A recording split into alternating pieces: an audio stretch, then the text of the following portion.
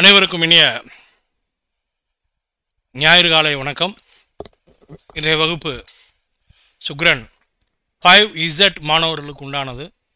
இன்னையோட உங்களுக்கு வகுப்பு நிறைவடையுது. ஸோ நீங்கள் தொடர்ச்சியாக வரணும்னா நீங்கள் உச்சநிலை, அதாவது உயர்நிலை வகுப்பு அடுத்த வாரம் துவங்குகிறோம். ஸோ அதில் நீங்கள் ஜாயின் பண்ணிட்டீங்கன்னா ஸோ கண்டினியூவாக இந்த கிளாஸுக்கெல்லாம் வந்துடலாம். ஸோ இன்றைக்கி உங்களுக்கு நிறைவு பகுதியாக சுக்ரன் 5Z மாணவர்களுக்கு இருக்குது. ஸோ இன்றைக்கி நம்ம பார்க்க போகிறது பார்த்தோம்னா, ஒரு ஜாதகத்தை எப்படி நம்ம அனலைசிஸ் பண்ணுறது, ஒரு ப்ரிடிக்ஷன் எப்படி எடுக்கிறது அப்படிங்கிறத பற்றி பார்க்க போகிறோம். ஸோ நீங்கள் எல்லோரும் ஃப்ரீயாக லெசராக இருந்தீங்கன்னா நான் எழுதிக்கிற மாதிரி தான் கொடுக்க போகிறேன். பேப்பர் பேனாக எடுத்துக்கிட்டு நீங்கள் அப்படியே குறிச்சிக்கிட்டே வந்தீங்கன்னா நீங்களே பிற ஜாதகங்களை பார்க்குறது எப்படிங்கிற விஷயத்தை தெரிஞ்சுக்கலாம். சரி, இந்த அற்புதமான இனிய நேரத்தில் எல்லாரும் உங்களுடைய தாய் தந்தரை மனதில் நினச்சி, அம்மா அப்பா என்னை ஆசீர்வதிங்கள்னு சொல்லி உள்ளமார மனமான ஒரு பிரார்த்தனை செய்யுங்கள்.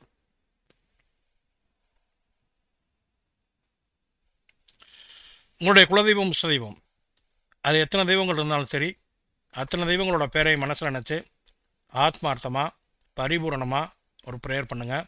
அல்லாமல் இறைவன் உங்களுக்கு இந்த கலையை எளிய முறையில் புரிய வைக்கணும்னு சொல்லி நானும் என்னுடைய குலதெய்வ முஸ்லிம்களை வழிபாடு செய்கிறேன்.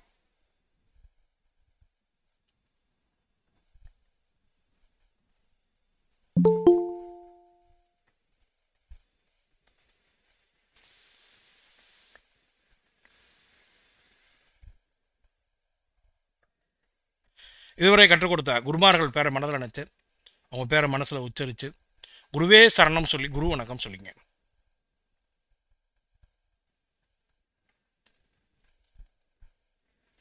குருவே சரணம், குருவே சரணம், குருவே சரணம். ஏகம் அநேகம் அமோகம் அனுதினமன் ரங்கட்டும் எல்லாம் வல்லவரே ஆண்டவனே முழுமுதற் கடவுளே அப்பனே நாயகனை போற்றி போற்றி. வணக்கம். சுக்ரன் ஜோதிட பயிற்சி பள்ளி மாணவிகளுக்கு ஒரு ஜாதகத்தை எப்படி நம்ம ஆய்வு செய்கிறதுங்கிறத பார்க்க போகிறோம். எல்லோரும் எழுதிக்கிற மாதிரி இருக்கீங்க அப்படின்னு சொல்லிட்டு நான் மெதுவாகவே சொல்கிறேன். அப்படி எழுதுகிற மாதிரி சோர்ஸில் இருக்கீங்களா? இருக்கோம் சார். இருக்குங்க சார். சரி, இப்போது திரையிலே ஒரு பெண் ஜாதகம் காட்டப்பட்டுள்ளது. ஃபஸ்ட்டு அவசரப்படாமல் எழுதிங்க. 16 மைக்கை கூட ஆன் பண்ணி வைக்கிறேன். தேவைப்பட்டால் வேகமாக போனால் மைக்கை ஆன் பண்ணி பேசிட்டு டக்குன்னு ஆஃப் பண்ணிடணும். 16 மிஸ்டர் ராமகிருஷ்ணன் ப்ரெசண்டிங் பண்ணுறீங்க. லெஃப்ட் ஐ ஜாயின் பண்ணுங்க. ராமகிருஷ்ணன்.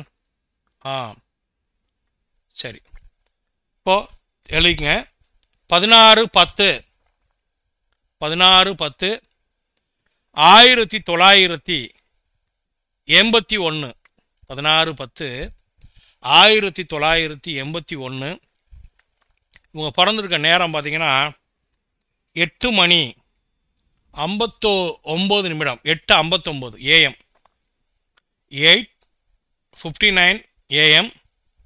பிறந்திருக்க ஊர் பார்த்தீங்கன்னா ஸ்ரீலங்கா கண்டியில் பிறந்திருக்காங்க. நம்ம சாஃப்ட்வேரில் போடுறப்ப வெஸ்டர்ன் அப்படின்னு போட்டுட்டு கண்டி போட்டிங்கன்னா வந்துடும். சரிங்க, இப்போது நான் தேதி சொல்லிட்டேன். 16/10 1981 8:59 AM ஸ்ரீலங்கா கண்டியில் பிறந்த ஒரு பெண் ஜாதகம்னு சொல்லிட்டேன். இப்போது ஒரு சைடில் எழுதிங்க, ராசின்னு எழுதிங்க. போல ராசியை பார்க்கணும். ராசி அப்படின்னு பார்க்கும்பொழுது பாருங்கள், சந்திரன் எங்கே இருக்காருன்னு பாருங்கள். சந்திரன் பார்த்திங்கன்னா உச்சமாகி அவர் ரிஷப ராசியில் உட்காந்துருக்கார். அப்போது இந்த ஜாதகி பிறந்த ராசின்னு போட்டு ஒரு கோடு போட்டு ரிஷபம் அப்படின்னு போட்டுங்க. ரிஷபம்னு சொன்னால் நமக்கு நினைவில் வந்துடணுங்க. அங்கே 3 நட்சத்திரம் இருக்குங்க. கார்த்திகை, ரோகிணி, மிருகசிருஷம்னு 3 நட்சத்திரம் இருக்குது. இந்த ஜாதகி பிறந்திருக்கக்கூடிய நட்சத்திரம் எது அப்படின்னு நம்ம பார்க்கணும். அப்போ கார்த்திகை 3ஆம் பாகத்தில் அவர் பிறந்திருக்கார். அப்போது ராசி ரிஷபம், நட்சத்திரம் கார்த்திகை 3 அப்படின்னு போட்டுங்க. அடுத்து லக்னம்னு எழுதிங்க. இவர் பிறந்திருக்கக்கூடிய லக்னம் பாருங்கள், லா என்ற எழுத்து விருச்சிகத்தில் போட்டிருக்கு. ஸோ இவர் பிறந்திருக்கக்கூடிய லக்னம் விருச்சிக லக்னம் அப்படின்னு போட்டுங்க. இப்போ நம்ம டேட் ஆஃப் பர்த் கொடுத்துட்டோம். Date of birth 16/10/1981. Time of birth 8:59 AM.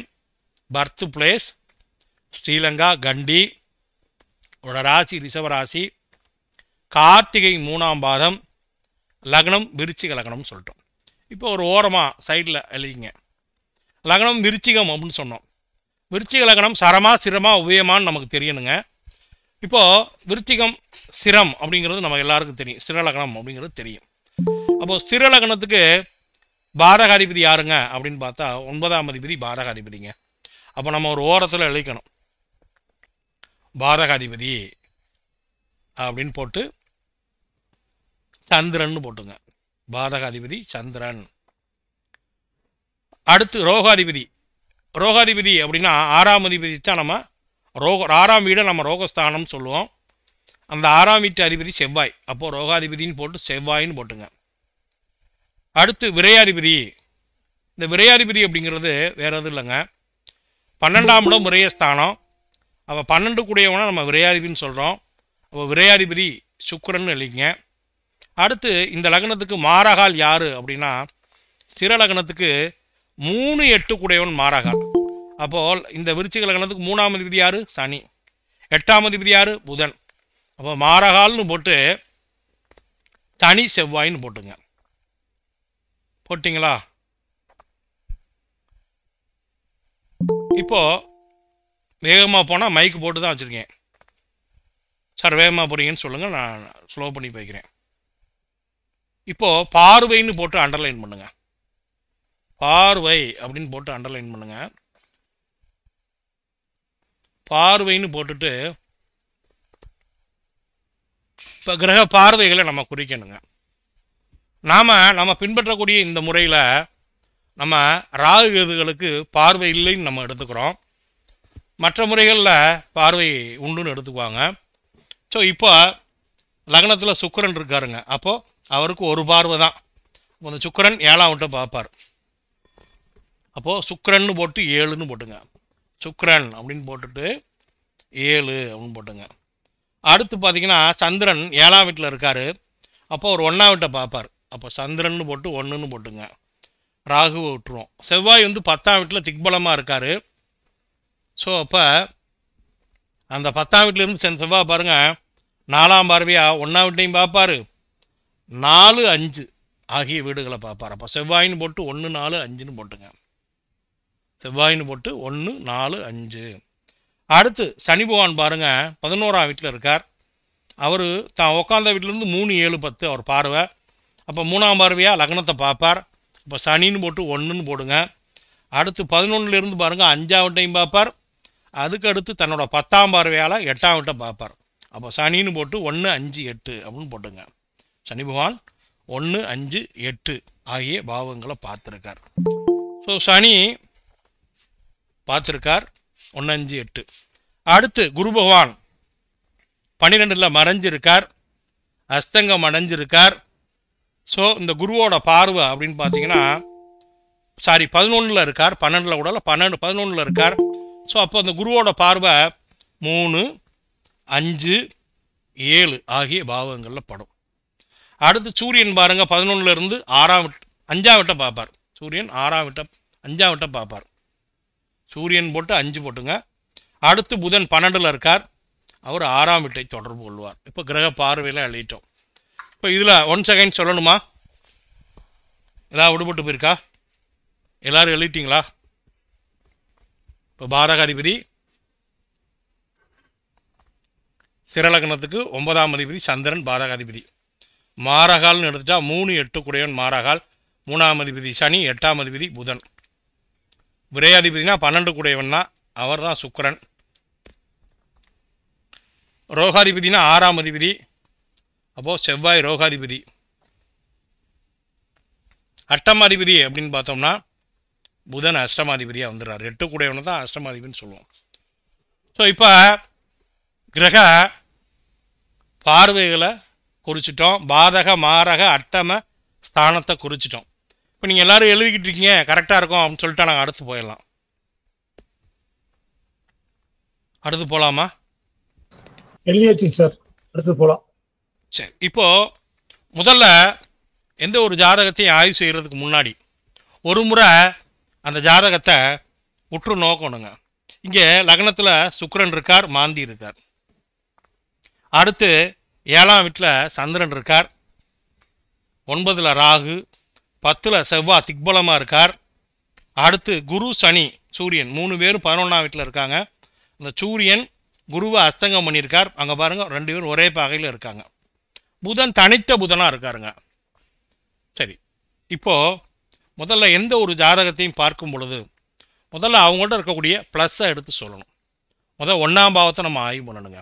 இப்போ 1ஆம் பாவத்தை ஆய்வு பண்ணோம்னா 1ஆம் வீட்டை யார் பார்த்துருக்கா அப்படின்னா சந்திரன் பார்த்துருக்கார், 1ஆம் வீட்டில் சுக்கிரன் உட்கார்ந்துருக்கார், செவ்வாயும் பார்த்துருக்கார், சனியும் பார்த்துருக்கார். இந்த சனி செவ்வாய் ஒரு சேர எந்த பாவத்தை பார்க்குறாங்களோ அந்த பாவம் குறித்த விஷயத்தில் ஒரு தட தாமதம் உண்டாகும். அந்த வகையில் இந்த செவ்வாயோட பார்வை 5ஆம் வீட்டில் படுது, சனி 5ஆம் வீட்டை பார்த்துருக்கார். இருந்தாலும் குரு பார்க்க கோடி குற்றம் நீங்கும்னு சொல்லியிருக்காங்க. பரவாயில்ல.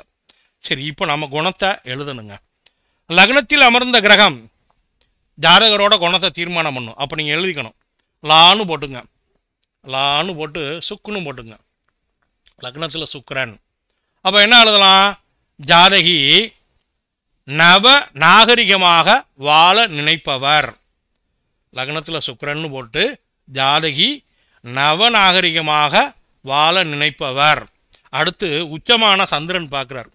அப்போ எழுதிக்கணும், சந்திரன் பார்வை 1ல் அப்படின்னு போட்டுங்க, சந்திரன் பார்வை 1ல்னு போட்டுங்க. கற்பனை வளம் உடையவர்.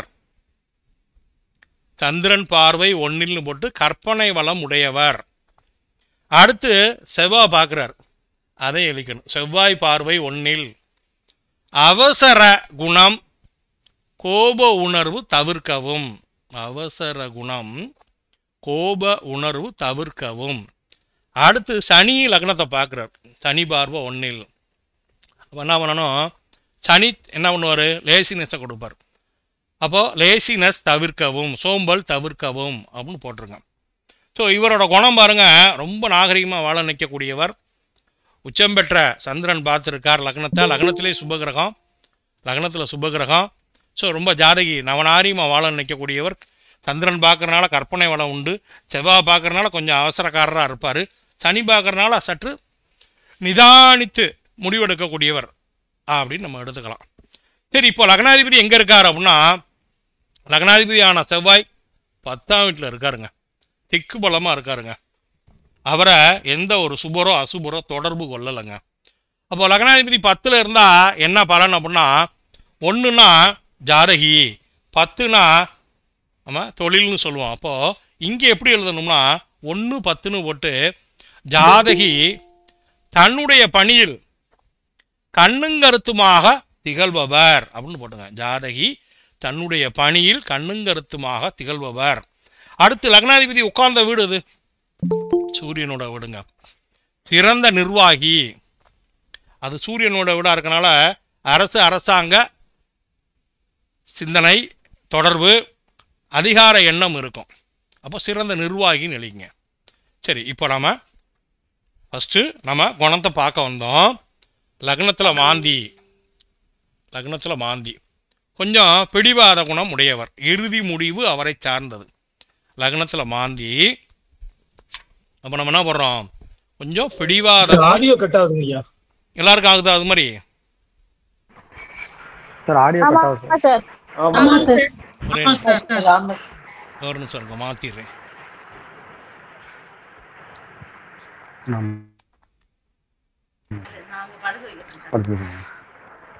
கொஞ்சம் பண்ணு மாதிரி இருக்குதுனால கொஞ்சம் ஆசை. ஆமா, இப்போ பாருங்க, 10 to 12. இப்போ பாருங்க, இப்போ வருதா சார்? தயவு செஞ்சு மியூட் பண்ணுங்க சார். இப்போ வருதா சார்? இப்போ பேசுங்க. கேக்குதுங்க சார். போர்டு கிளியரா இல்லைங்க சார். போர்டு கிளியர், வீடியோ கொஞ்சம் கிளியர் இல்லை சார். இல்லை இல்லை, ஒரு நிமிஷம் வரும், ஒரு நிமிஷம் வரும். இப்போ பாருங்க, போர்டு கிளியர் ஆயிடுச்சான்னு பாருங்க. கிளியரா இருக்குங்க சார். கிளியரா இருக்குங்க சார். போர்டு கிளியர் ஆயிடுச்சா? ஆயிடுங்க சார். சரி, இப்போ நம்ம என்ன பண்ணுறோம், ஜாதகரோட குணத்தை பார்த்தோம். ஃபஸ்ட்டு ஜாதகியோட குணத்தை பார்த்தோம். லக்னத்தில் அமர்ந்த கிரகம் ஜாதகியோட குணத்தை தீர்மானம் பண்ணும். லக்னத்தில் சுக்கிரன் இருந்தனால ஜாதகி ரொம்ப நாகரீகமாக வாழ நிற்கக்கூடியவர். லக்னத்தில் மாந்தி இருக்கனால கொஞ்சம் பிடிவாத குணம் உண்டு. தான் நினச்சதை செய்யணுங்கிற இன்டென்ஷன் நிறையா இருக்கும். இறுதி முடிவு ஜாதகி சார்ந்தது. லக்னத்தை உச்சம் பெற்ற சந்திரன் பார்க்குறனால நல்ல கற்பனை வளமுடையவர். செவ்வாய் பார்வை லக்னத்தில் படுறனால கொஞ்சம் அவசரக்காரர், கோவக்காரர். அதே நேரம் லக்னத்தை சனி தொடர்பு கொள்கிறார். எதுலேயும் நிதானித்து முடிவெடுக்கக்கூடியவர். அதாவது சோம்பல் கொஞ்சம் தவிர்க்கணும் அப்படின்னு நம்ம சொல்லிட்டோம். இப்போ இது வரைக்கும் உள்ளதில் யாருக்கு அது சந்தேகம் இருக்கா?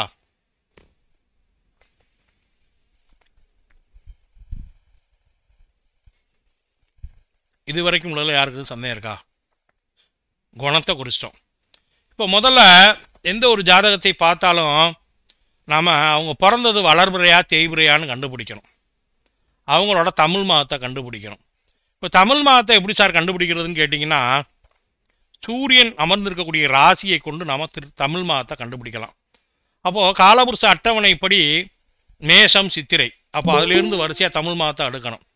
அப்போ வந்து பாருங்கள், சித்திரை, வைகாசி, ரிஷம வைகாசி, சித்திரை, வைகாசி, ஆனி, ஆடி, ஆவணி, புரட்டாசி அப்படின்னு குறிக்கக்கூடிய மாதத்தில் சூரியன் இருக்கார்.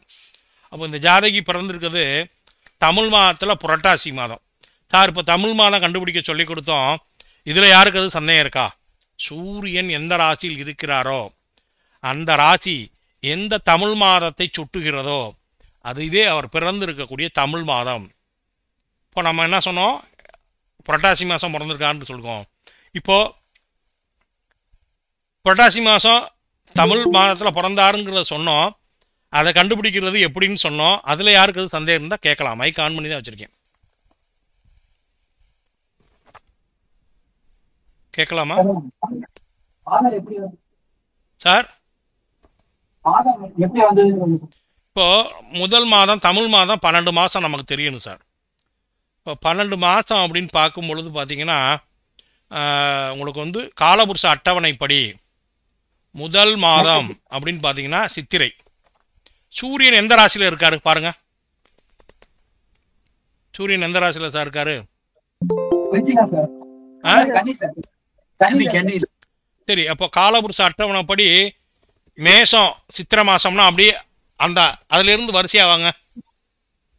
சித்திரை, வைகாசி, ஆனி, சூரியன் இருக்க ராசி வரைக்கும் வாங்க. ஆனி, ஆடி, புரட்டாசி சார் வந்துருச்சா? பாருங்க, இங்க சித்திரை, இங்க சூரியன் இருந்து அவர் பிறந்திருந்தா சித்திரை, சித்திரை, வைகாசி, ஆனி, ஆடி, ஆவணி, புரட்டாசி. இப்போ சூரியன் புரட்டாசி மாசத்துல இருக்கார். அப்போ ஜாதகி பிறந்த தமிழ் மாதம் புரட்டாசி. இதுல யாருக்கு சந்தேகம் இருக்கா? சரி, இந்த பெண் பிறந்திருப்பது வளர்பிறையா தேய்பிறையான்னு பார்க்கணும். வளர்பிறை தேய்பிறை எப்படி கண்டுபிடிக்கிறது அப்படின்னா, சூரியன் இருக்கக்கூடிய ராசியை 1வது ராசியா வச்சுக்கணும். அங்கேருந்து 7 கட்டத்துக்குள்ள சந்திரன் இருந்தா அந்த பொண்ணு வளர்பிறையில பிறந்திருக்குன்னு அர்த்தம். 7 கட்டம் தாண்டி சந்திரன் இருந்தாருன்னா தேய்பிறைன்னு எடுத்துக்கணும். ஸோ அந்த வகையிலே இந்த பெண் சூரியன் நிற்கக்கூடிய ராசியிலிருந்து சந்திரன் 9ஆம் வீட்டில் இருக்கார். ஸோ இவர் தேய்பிறை சதுர்த்தியில் பிறந்தார். இப்போ தேய்பிறை கண்டுபிடிக்கிறது வளர்பிறை கண்டுபிடிக்கிறது சொன்னோம். இதில் யாருக்கு எதுவும் சந்தேகம் இருக்கா? இல்லை சார். தமிழ் மாதம் சொன்னோம், வளர்பிறை தேய்பிறை கண்டுபிடிக்கிறது அப்படின்னு சொன்னோம். இதில் யாருக்கு எதுவும் சந்தேகம் இருக்கா? இல்லைங்க ஐயா. சரி, இப்போ நம்ம பலம் பெற்ற ஒரு குணத்தை பார்த்துட்டோம். இப்போ நம்ம பலம் பெற்ற கிரகம் இவர் என்ன துறையை நோக்கி போவார்னு பார்க்கணும். அதுக்கு என்ன தேவை அப்படின்னு கேட்டால், நமக்கு தேர்ந்தெடுக்கக்கூடிய இடத்துல யார் இருக்காங்கன்னா, இதில் இந்த ஜாதகத்தில் எந்த கிரகம் அதிக பலமாக இருக்கிறது, முதன்மை பலத்தில் எந்த கிரகம் இருக்குது அப்படின்னு நம்ம கண்டுபிடிக்கணும். அப்போ அதை கண்டுபிடிக்கிறதுக்கு என்ன சார் ரூல் அப்படின்னு கேட்டிங்கன்னா, தேர்ந்தெடுக்கக்கூடிய இப்போ குறிப்பாக எந்தெந்த கிரகங்களை நம்ம விடுவிப்போம், எந்தெந்த கிரகத்தோட காரகத்துவத்தை எடுத்துக்க மாட்டோம் அப்படின்னா, ராகு கேதுகளோட காரகத்துவமாக எடுக்க மாட்டோம். ராகு கேது அவங்களோட காரகத்துவத்தை நம்ம எடுத்துக்க மாட்டோம். ஏன் அப்படின்னு கேட்டால், அவங்களுக்கு நேரடியாக காரகத்துவம் இல்லை. அடுத்து தேர்ந்தெடுக்கக்கூடிய இடத்துல யார் யார் வருவா அப்படின்னா, ஒருவேளை சந்திரன் பௌர்ணமியாக இருந்தால் அல்லது பௌர்ணமிக்கு முந்தைய பிந்தைய தினம், அதாவது பௌர்ணமிக்கு முன்னாடி சதுர்த்தசி திதி வளர்பிறை அல்லது தேய்பிறை பிரதமை திதி, அந்த திதிகளில் இருந்தால் இந்த சந்திரனை தேர்ந்தெடுக்கக்கூடிய இடத்துல வச்சுக்கலாம். ஸோ இந்த ஜாதகத்தில் ஒரு தேய்பிறையாக இருக்கார். ஸோ அதனால் அவரை விட்டுறோம். அடுத்து வேறு யாரோட காரகத்துவத்தை எடுத்துக்க மாட்டோம்னா, குருவும் சுக்கிரனும் பார்த்திங்கன்னா இயற்கை சுவர்கள், இவங்க யாரையும் தேர்ந்தெடுத்துருக்காங்களான்னு பார்க்கணும். இந்த தேர்ந்தெடுக்கிறது அப்படின்னா என்ன அப்படின்னா, இவங்க கூட யாராவது இணைவில் இருந்தால் அந்த கிரகத்தை இவங்க தேர்ந்தெடுக்கிறாங்கன்னு அர்த்தம். இல்லைன்னா இவங்களோட ஏதாவது ஒரு கிரகம் இவங்களால பார்க்கப்படுது அப்படின்னா அந்த கிரகத்தை எடுத்துக்கணும். ஸோ இப்போ இந்த ஜாதகத்தில் சந்திரன் வலு குன்றியவராக போயிட்டார்.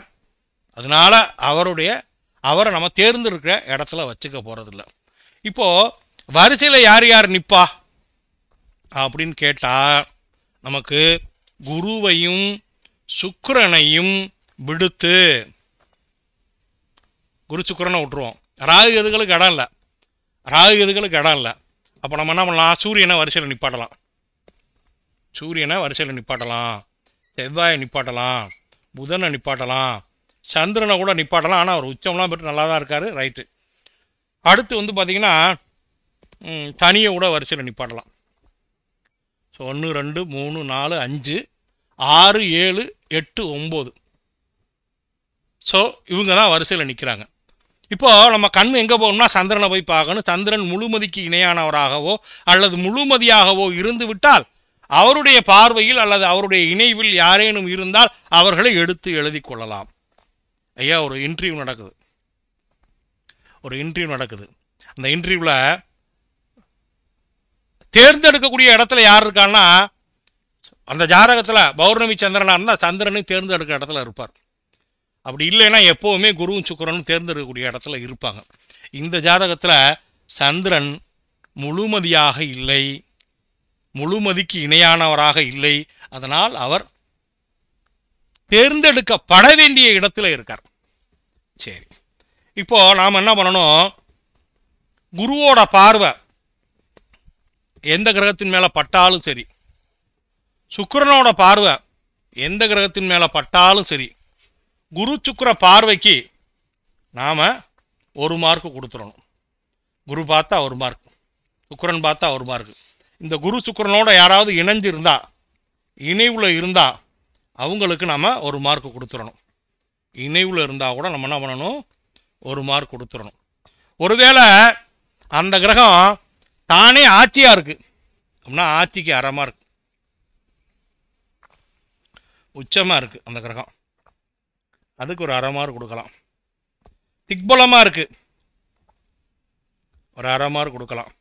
பரிவர்த்தனை ஆகிருக்கு, அதுக்கு ஒரு 1/2 மார்க் கொடுக்கலாம். வர்க்கோத்தமம் ஆகிருக்கு, அதுக்கு ஒரு 1/2 மார்க் கொடுக்கலாம். புஷ்கர நவாம்சத்தில் நிற்கிது, அதுக்கு ஒரு 1/2 மார்க் கொடுக்கலாம். ஸோ மற்றதெல்லாம் 1/2 மார்க்குங்க. இப்போ நாம் தேர்ந்தெடுக்க போகிறோம். முதல்ல குருவை கூப்பிட்றோம். யார் யாரை தேர்ந்தெடுக்கிறாருன்னு பார்த்தா, குரு பகவான் சொல்கிறார், அப்பா என் கூட 2 பசங்க இருக்காங்க, ஒருத்தன் சூரியன், அவனுக்கு 1 மார்க் போடியா அப்படிங்கிறார். போட்டாச்சு, ஒரு முழு மார்க் போட்டாச்சு. சனி என்ன பண்ணுறாரு, எனக்கு 1 மார்க்கை போடியா அப்படிங்கிறார், அவருக்கு 1 மார்க் போட்டாச்சு. சரி, இந்த 2 பேரையும் நவாம்சத்தில் போய் பார்க்கணும். அப்படி பார்க்கும்போது சூரியன் சொல்கிறாரு, நான் வர்க்கோத்தமம் ஆயிருக்கேன், எனக்கு ஒரு 1/2 மார்க் போடுங்கிறார். டிக்கு போட்டு இண்டு போட்டால் 1/2 மார்க். அடுத்து சூரியன் என்ன சொல்கிறாரு, எப்பா அம்சத்தில் நான் வந்து குருவோட கூடியிருக்கேன்பா, இந்த பாயிண்டில் விடுபட்டுருக்கீங்க, ஸோ இதில் நீங்கள் அடிஷ்னல் பாயிண்ட்ஸ் சேர்த்துக்கணும். அம்சத்தில் குரு சுக்கிர இணைவில் இருந்தால் கூட நம்ம ஒரு 1/2 மார்க் போடலாம், இல்லை 1 மார்க் கூட போடலாம். குரு சுக்கிர இணைவில் அம்சத்தில் இருந்தால் கூட போடலாம். ஸோ அந்த வகையில் நம்ம இன்னொரு 1/2 மார்க் அங்கே போடலாம். ஸோ சூரியன் வாங்கின மார்க் எவ்வளோங்க அப்படின்னா 2 மார்க் வாங்கிட்டாருங்க சூரியன் 2 மார்க். அடுத்து சனி பகவான அம்சத்தில் பார்ப்போம். அவர் அஸ்தம் 4ஆம் பாதத்தில் இருக்கார். சந்திரனோட நட்சத்திரங்கள் 2ஆம் பாதம் மட்டும்தான் புஷ்கர நவாம்சத்தில் இடம்பெறும். ஸோ சனிக்கு ஒரே ஒரு மார்க்கோட முடிச்சிட்டோம். அடுத்து செவ்வாயை பார்க்குறோம். குருவோட பார்வை எங்கே படுதுன்னு பார்க்குறோம். கேதுவை பார்க்குறார். கேதுவுக்கு இங்கே இடமில்லைன்னு சொல்லிட்டோம். அடுத்து அந்த குரு பகவான் 7ஆம் பார்வையாக மீனமனையை பார்க்குறார். அங்கே யாரும் இல்லை. 9ஆம் பார்வையாக சந்திரனை பார்க்குறார். சந்திரனுக்கு ஒரு முழு மார்க். அடுத்து அந்த சந்திரனை அங்கே போய் பார்க்கணும். ஏதாவது புஷ்கர நாம்சில் இருக்காங்களா அப்படின்னு பார்க்குறப்ப சந்திரன் புஷ்கர பாகையில் இல்லை. கார்த்திகை 3ஆம் பாதத்தில் இருக்கார். ஒருவேளை அவர் கார்த்திகை 4ஆம் பாதத்தில் இருந்தால் நம்ம என்ன போட்டுக்கலாம், புஷ்கர நாம்சில் இருக்காருன்னு போட்டுக்கலாம். அப்போ சந்திரனுக்கு 1 மார்க். இப்போ சந்திரன் சொல்கிறாரு, தம்பி நான் ஸ்தான பலமாக இருக்கேன்பா, நீ தானே சொன்னேன் உச்சமாக இருந்தால் 1/2 மார்க்குன்னு போடு, எனக்கு ஒரு 1/2 மார்க்குங்கிறார். ரைட். அப்போது 1/2 மார்க்னா என்ன, ஒரு டிக்கு போட்டு 1/2. இப்போது சந்திரன் 1.5 மார்க்கில் இருக்கார். சந்திரன் 1.5 மார்க்கில் இருக்கார். சூரியன் 2 மார்க்கில் இருக்கு. இங்கே எழுதிக்குமா, சூரியன் 2 மார்க்கில் இருக்கார். சந்திரன் 1.5 மார்க்கில் இருக்கார். சனி 1 மார்க்கில் இருக்கார். அடுத்து குருவோட பணி முடிஞ்சிருச்சுங்க. முடிஞ்சிருச்சா அப்படின்னா குரு எத்தனை பாகையில் நிற்கிறாருன்னு பார்த்தீங்கன்னா அவர் நிற்கிறது 27 டிகிரி சம்திங். அப்போ 0ங்கிறது இங்கே ஆரம்பிக்குங்க. இந்த கன்னிராசியோட துவக்கம் இங்கேங்க. அப்போ 30ங்கிறது துலாமோட ஸ்டார்டிங் வரைக்கும் நிற்குங்க. அப்போ அவர் நிற்கிறது பாருங்க 27 டிகிரி சம்திங் இங்கே நிற்கிறாருங்க. அப்போ இவர் 27னா 30 பாகை கொண்ட இந்த ராசியிலே அவர் நிற்கக்கூடிய பாகையை நீக்கினால் மீதம் உள்ளது 3. அவர் 30 டிகிரியில் கொண்ட ராசியில் நிற்கிறார். அவர் 27ங்கிறப்போ 3 டிகிரி இடைவெளி இருக்குது. சரி, புதன் எத்தனை டிகிரி இருக்குன்னா 4. 2ஐயும் கூட்டினோம்னா 7 வருதுங்க. 2 கிரகங்கள் வெவ்வேறு ராசியில் நின்றாலும் அல்லது ஒரே ராசியில் நின்றாலும் 22 பாகைக்குள்ளே நின்றால் அதுக்கு பேர் இணைவு. ஸோ குரு புதனை தேர்ந்தெடுத்திருக்கிறார். இணைவுல புதன் வந்துருச்சு. அப்போ புதனுக்கு ஒரு டிக். அம்சத்தில் அந்த புதன் நல்லா இருக்காரான்னு பார்த்தீங்கன்னா சுக்கிரனோட கூடியிருக்கார். ஒரு 1/2 மார்க் போட்டுக்கலாம். புஷ்கர பாகையில் இல்லை, வர்க்கோத்தமம் அடையலை. சரி, வேறு யார் இருக்காங்களா அப்படின்னா அடுத்த நபர் சுக்கிரன்.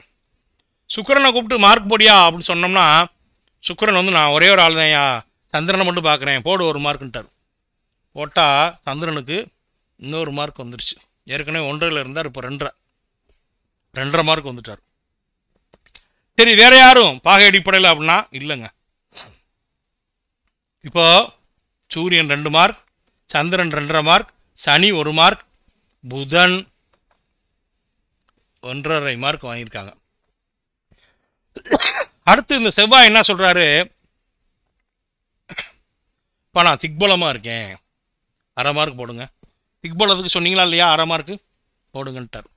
சரி, அம்சத்தில் அவரை போய் பார்ப்போம் அப்படின்னா அவர் மகம் 2ஆம் பாதத்தில் இருக்கார். புஷ்கர பாகையில் இல்லை, புஷ்கர நாம்சில் இல்லை. ஸோ செவ்வாய்க்கு ஒரு 1/2 மார்க்கு தான். இப்போ எடுத்து எழுதிக்கும். இப்போ பலவான்கள் யாருன்னா சூரியன் 2, சந்திரன் 2.5, அதுக்கடுத்து புதன், அதுக்கடுத்து சனி, அதுக்கப்புறம் தான் செவ்வாய் இருக்கார். இப்போ மார்க் போட்டோம். இதில் யாருக்கு அது சந்தேகம் இருக்கா கேளுங்க. அடுத்து நம்ம போவோம். சார் ஒரு டவுட் சார். சூரியன் சொன்னீங்க சார், வர்க்கோத்தமமாக இருக்காரு, அம்சத்தில் குரு கூட சேர்ந்து இருக்காருன்னு சொன்னீங்க. ஓகே, அதுக்கு அப்புறம் இதுக்கு முன்னாடி ஒன்று சொன்னீங்க சார், அது என்ன சார்? அது என்னது? சூரியனுக்கு வந்து 2 மார்க் போட்டிங்க இல்லைங்களா? வர்க்கோத்தமருக்கு மார்க் போட்டிங்க, நல்லவர் கூட குரு கூட சேர்ந்துருக்காரு, அதுக்கு மார்க் போட்டிங்க. அப்புறம் ஃபர்ஸ்ட் ஒன்று ஏதோ சொன்னீங்க சார், அது என்ன கரெக்டாக புரியல, கவனிக்கல சார். வேற ஒன்றும் இல்லை. அம்சத்தில் குருவோட கூடியிருக்காரு. ஆமாம், அம்சத்தில் குருவோட கூடியிருக்கா சார். ரெண்டாவது வந்து வர்க்கோத்தமம் அடைஞ்சிருக்காரு. அடுத்தது சார், இப்போ குரு கூட வந்து இந்த அஷ்டங்கம் பண்ணிட்டாருங்களா, அதனால அந்த பவர் வந்துருச்சுங்களா? இல்லை, கூடியிருக்காரு, அஷ்டங்கம் பண்ணியிருக்காரு, நல்ல பலமாக இருக்காரு. மார்க் வந்து குருவோட இருக்கிறதுக்கு 1 மார்க் சார், வர்க்கோத்தமத்துக்கு 1/2 மார்க்கு, அம்சத்தில் குருவோட இருக்காரு அதுக்காக ஒரு 1/2 மார்க், 2 மார்க், அவ்வளோதான் sir. Okay thanks sir. Sir Suresh sir. ம் சார் பாகை அடிப்படையில் கணக்கு எடுத்துணுமா சார் இணைவு? ஆமாம் சார். இப்போ ஜாதக கட்டத்தை காமிக்கிறேன். பாகை அடிப்படையெல்லாம் எடுக்கணும். மார்க் போடுறதுல யாருக்கு எதுவும் சந்தேகம் இருக்கா? ஐயா சந்திரனுக்கு மட்டும் கடைசி ஒரு பாயிண்ட் சொன்னீங்க இருக்கு, அது மட்டும் விளக்கம் கொடுங்க.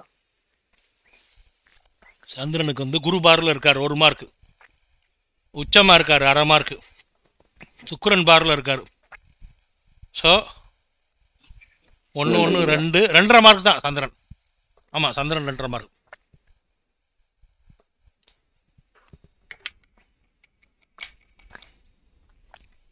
சந்திரனோட காரகத்துவம் நல்லா இருக்குங்கணும்.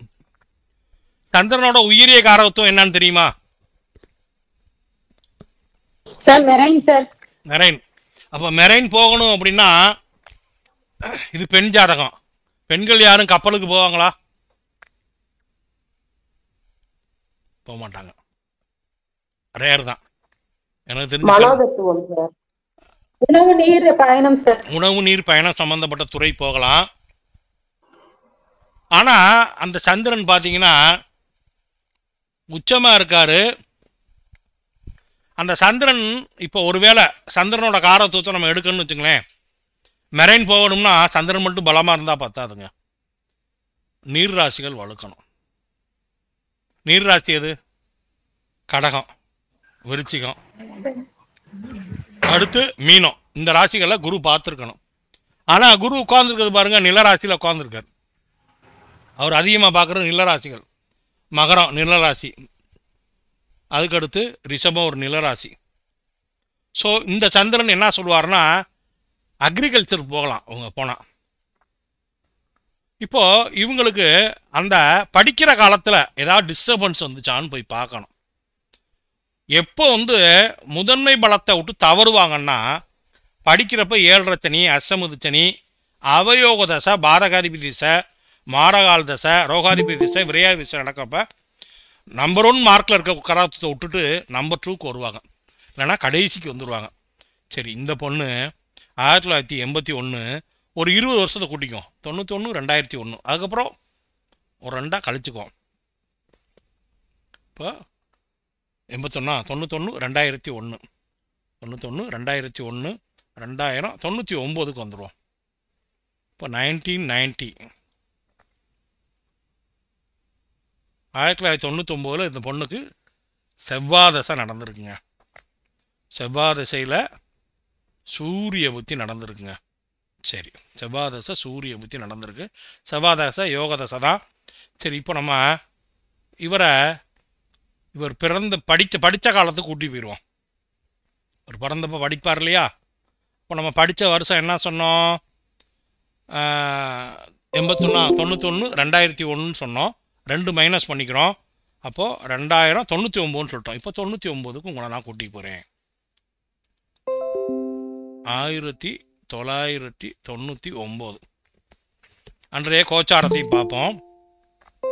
இப்போது கோச்சாரப்படி பார்த்தீங்கன்னா அந்த பொண்ணுக்கு என்ன நடந்திருக்குன்னு பாருங்கள். வெளியில் இருக்கிறது கோச்சாரங்க. இந்த வசதி நம்முடைய சாஃப்ட்வேரில் மட்டும்தாங்க இருக்குது. நீங்கள் ஒருத்தரை கணிச்சுட்டு இவர் படித்தா அக்ரி போகலாம். நிலராசியில் சந்திரன் இருக்கார். நிலராசிகள் ஏற்கனவே வலுத்து இருக்கு. அந்த அக்ரியோட தொடர்புடையவர் சனியும் வலுத்து இருக்கார். அக்ரின்னு சொல்லலாம். நம்பர் 1 மார்க்கு, அதிக மார்க் வாங்கின சந்திரன் தான். ஆனால் எப்போ அதுலேருந்து மருவி கடைசி நிலை காரகத்துவத்துக்கு வருவாங்க அப்படின்னு கேட்டிங்கன்னா அவங்களுக்கு 7.5 சனியோ அஷ்டமத்து சனியோ அவயோக தசை நடந்தால் வந்துடுவாங்க. இப்போ அவர் செவ்வாய் தசை நடக்குது படிக்கிறப்ப, யோக தசை தான், திக்பலமாக தான் இருக்கார். ஆனால் ராசி பாருங்க, இந்த பொண்ணுக்கு ரிஷபராசிங்க. அன்னைக்கு சனி பகவான் எங்கே இருக்காருன்னு பாருங்க, மேஷத்தில் இவரோட ராசிக்கு 12ஆம் வீட்டில் இருக்காருங்க. 7.5 சனி ஸ்டார்ட் ஆயிடுச்சுங்க. பொண்ணு படிக்கிறப்ப 7.5 சனி வந்துருச்சுங்க. ஸோ இப்போ என்ன பண்ணுவாங்கன்னா சந்திரனோட முதல்நிலை காரகத்துவத்தை விட்டுட்டு அடுத்து மார்க் வாங்கிங்க சூரியன் புதனுடைய காரகத்துவத்துக்கு போக பார்ப்பாங்க. சூரியன் புதனோட காரகத்துவத்துக்கு போக பார்ப்பாங்க. இதில் யாருக்கு அது சந்தேகம் இருக்கா?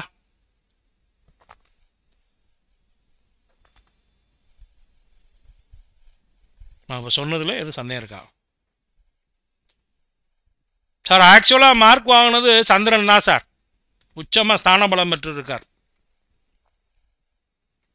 குருவோட பார்வையில் இருக்கார், சுக்கிரன் பார்வையில் இருக்கார், 2.5 மார்க் வாங்கியிருக்கார். இவருக்கு நீர் ராசி வலுத்து இருந்துச்சுன்னா மெரைன் போகலாம்.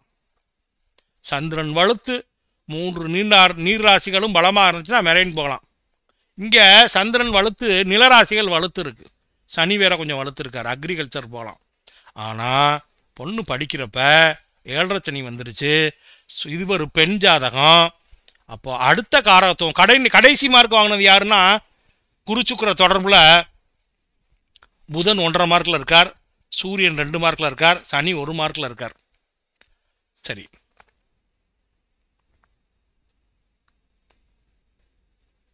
இப்போ நாம அவங்க எவ்வளோ மார்க் வாங்கினாலும் பரவாயில்ல, முதல் நிலை காரகத்துவத்துக்கு போகிறதுக்கு தடை இருக்குன்னு சொல்லிட்டோம்.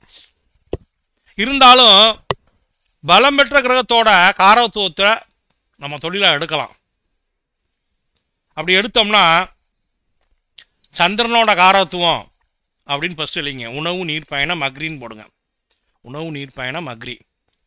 அடுத்து அரசு, சூரியனோட காரகத்துவம் அரசு, அரசாங்கம், அரசு அரசாங்கம், அரசு பணி, electrical electronics, BBA MBA. Sir கொஞ்சம் மெதுவா சொல்லுங்க சார்.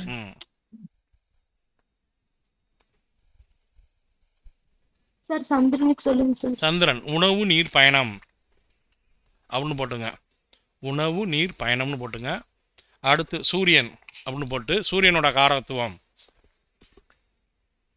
அரசு அரசாங்க தொடர்பு, அதாவது அரசு பணின்னு போட்டுங்க. சூரியன் வந்து அரசு பணி, எலக்ட்ரிக்கல் எலக்ட்ரானிக்ஸ், பிபிஏ எம்பிஏ. அடுத்து புதனோட காரகத்துவம் இவர் 81 80 கிட்டு. நம்ம கம்ப்யூட்டர்னு டக்குன்னு எடுக்க முடியாது. 90னா நம்ம டக்குன்னு கம்ப்யூட்டர் எடுத்துக்கலாம். ஸோ கடைசியாக எடுத்துக்கணும். இருந்தாலும் புதனோட காரகத்துவம் teaching, accounts auditing related, teaching accounts auditing related, computer தொடர்பு. அடுத்து விடுபட்டு போயிருக்கிறது சனி, மெக்கானிக்கல் இன்ஜினியரிங். ஐயா புதனுக்கு வந்து பாட்டு பாடுறது இந்த மாதிரி தொழில் ஏதாவது இருக்குங்களா ஐயா? இல்லை சார். சரி, இப்போ சனி அப்படின்னு போட்டு மெக்கானிக்கல் இன்ஜினியரிங், இரும்பு தொடர்பு, மேன் பவர்னு போட்டுக்கலாம். ஸோ இங்கே லக்ன ராசிக்கு 2 10ஆம் வீட்டை யாரும் தொடர்பு கொண்டிருக்காங்களான்னு பார்க்கணும். பலம் பெற்றவர்களில் இப்போது லக்னத்துக்கு 2ஆம் வீட்டை யாரும் பார்க்கலாங்களான்னா பார்க்கல. 10ஆம் வீட்டில் யார் இருக்கானா செவ்வாய் தான் இருக்கார். அப்போ நீங்கள் போட்டுங்க, லான்னு போடுங்க. லான்னு போட்டு தொடர்புன்னு போட்டு அண்டர்லைன் பண்ணி லக்னப்படி லான்னு போட்டு ஒரு கோடு போட்டு சுக்கிரன்னு போட்டுங்க. சுக்கிரன் சாரி செவ்வாய் 10ல் செவ்வாய் இருக்கார். சரி, இப்போ ராசிப்படி பார்ப்போம். ராசிக்கு 2ஆம் வீட்டை யாரும் தொடர்பு கொள்கிறாங்களா அப்படின்னா லக்னத்துக்கு 8ஆம் வீட்டை யாரும் தொடர்பு கொள்கிறாங்கன்னா சனி தான் தொடர்பு கொள்றார். சனி. ராசிக்கு 10ஆம் வீடு கும்பமனை செவ்வாய் தொடர்பு கொள்றார். இப்போ பாருங்க, லக்னப்படி ராசிப்படி செவ்வாய் சனி தான் தொடர்பு கொள்றாங்க. இந்த செவ்வாய் பலமாக இல்லைங்க, சனி மார்க் கம்மியாக வாங்கியிருக்காருங்க. சரி, இப்போ பலவான்களில் புதன் வந்திருக்காரு, சூரியன் வந்திருக்காரு, நம்பர் 1 காரகத்துவமான சந்திரனும் வந்திருக்காருங்க. இப்போது நம்ம இந்த பொண்ணு தனித்த புதனாக இருக்கார். புதன் தனிச்சு இருக்கார். புதனுக்கு இன்னொரு 1/2 மார்க் கொடுக்கலாம். தனித்த புதனாக இருந்தால் கொடுக்கலாம், கொடுக்க வேண்டாம். ஆனால் 1.5 மார்க்கில் இருக்கார் புதன். இப்போ புதனோட காரகத்துவம் இது பெண் ஜாதகம், டீச்சிங் சம்மந்தப்படுறது படிக்கலாமா அப்படின்னு பார்க்கணும்னா முதல்ல நம்ம எங்கே போகணும் அப்படின்னா டீச்சருக்கு ஒரு தொடர்பு உண்டுங்க, காமிக்கும். 2னா பேச்சுங்க, 9னா பள்ளிக்கூடம். 2ஆம் அதிபதி 9ஆம் அதிபதி எங்கே சேர்ந்துருக்காங்களான்னு பார்க்கணும். 2 கூடையும் 9 கூடையும் இங்கே 2 கூடைய குருவும் சந்திரனும் 9 கூடைய சந்திரனும் சேரலை. சரி 2 கூடிய குருவும் 10 கூடிய சூரியன் சேர்ந்துருக்காங்களா? 2 10 வாய் பேசி பிழைக்கிறது 2 10 தொடர்பு இருக்குங்க. சரி ராசிப்படி ஏதாவது 2 கூடையுமே 2 கூடிய புதன் 9 கூடிய சனி சேர்ந்துருக்கானா? இல்லை. சரி 2 கூடையுமே 10 கூடையும் சேர்ந்துருக்கானா? இல்லை. அப்போ லக்னப்படி 2 10 தொடர்பு வருதுங்க. சரி அப்போ நம்ம என்ன முடிவு பண்ணலாம்? நமக்கு இது பெண் ஜாதகமாக இருக்குது. என்ன பண்ணலாம்? டீச்சிங் ரிலேட்டட் இப்போ இல்லைங்க, ரிசல்ட்னு போட்டு இல்லைங்க, ரிசல்ட் அப்படின்னு போட்டுங்க. Teaching related, accounts auditing related,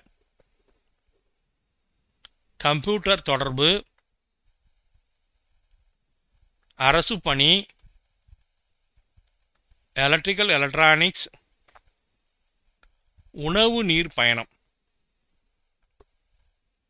சனிக்கு வந்து இரும்பு தொடர்பு, பொதுமக்கள் பணி அப்படின்னு இல்லைங்க.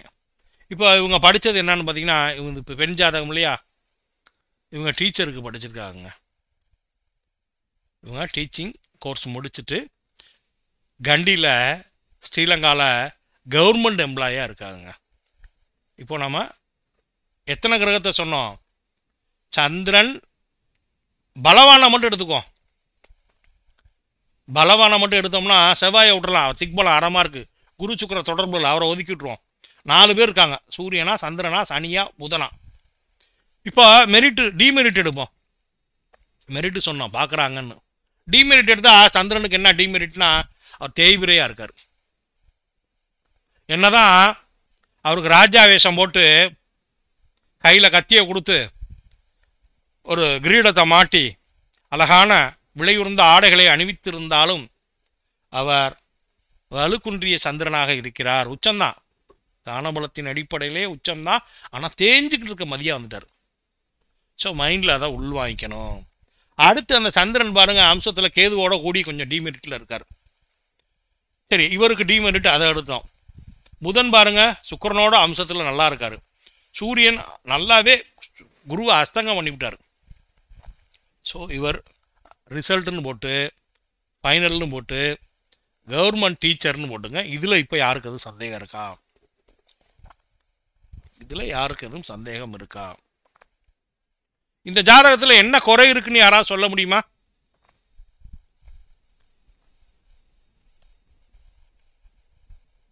இந்த ஜாதகத்தில் என்ன குறை இருக்குன்னு யாரும் சொல்ல முடியுமா?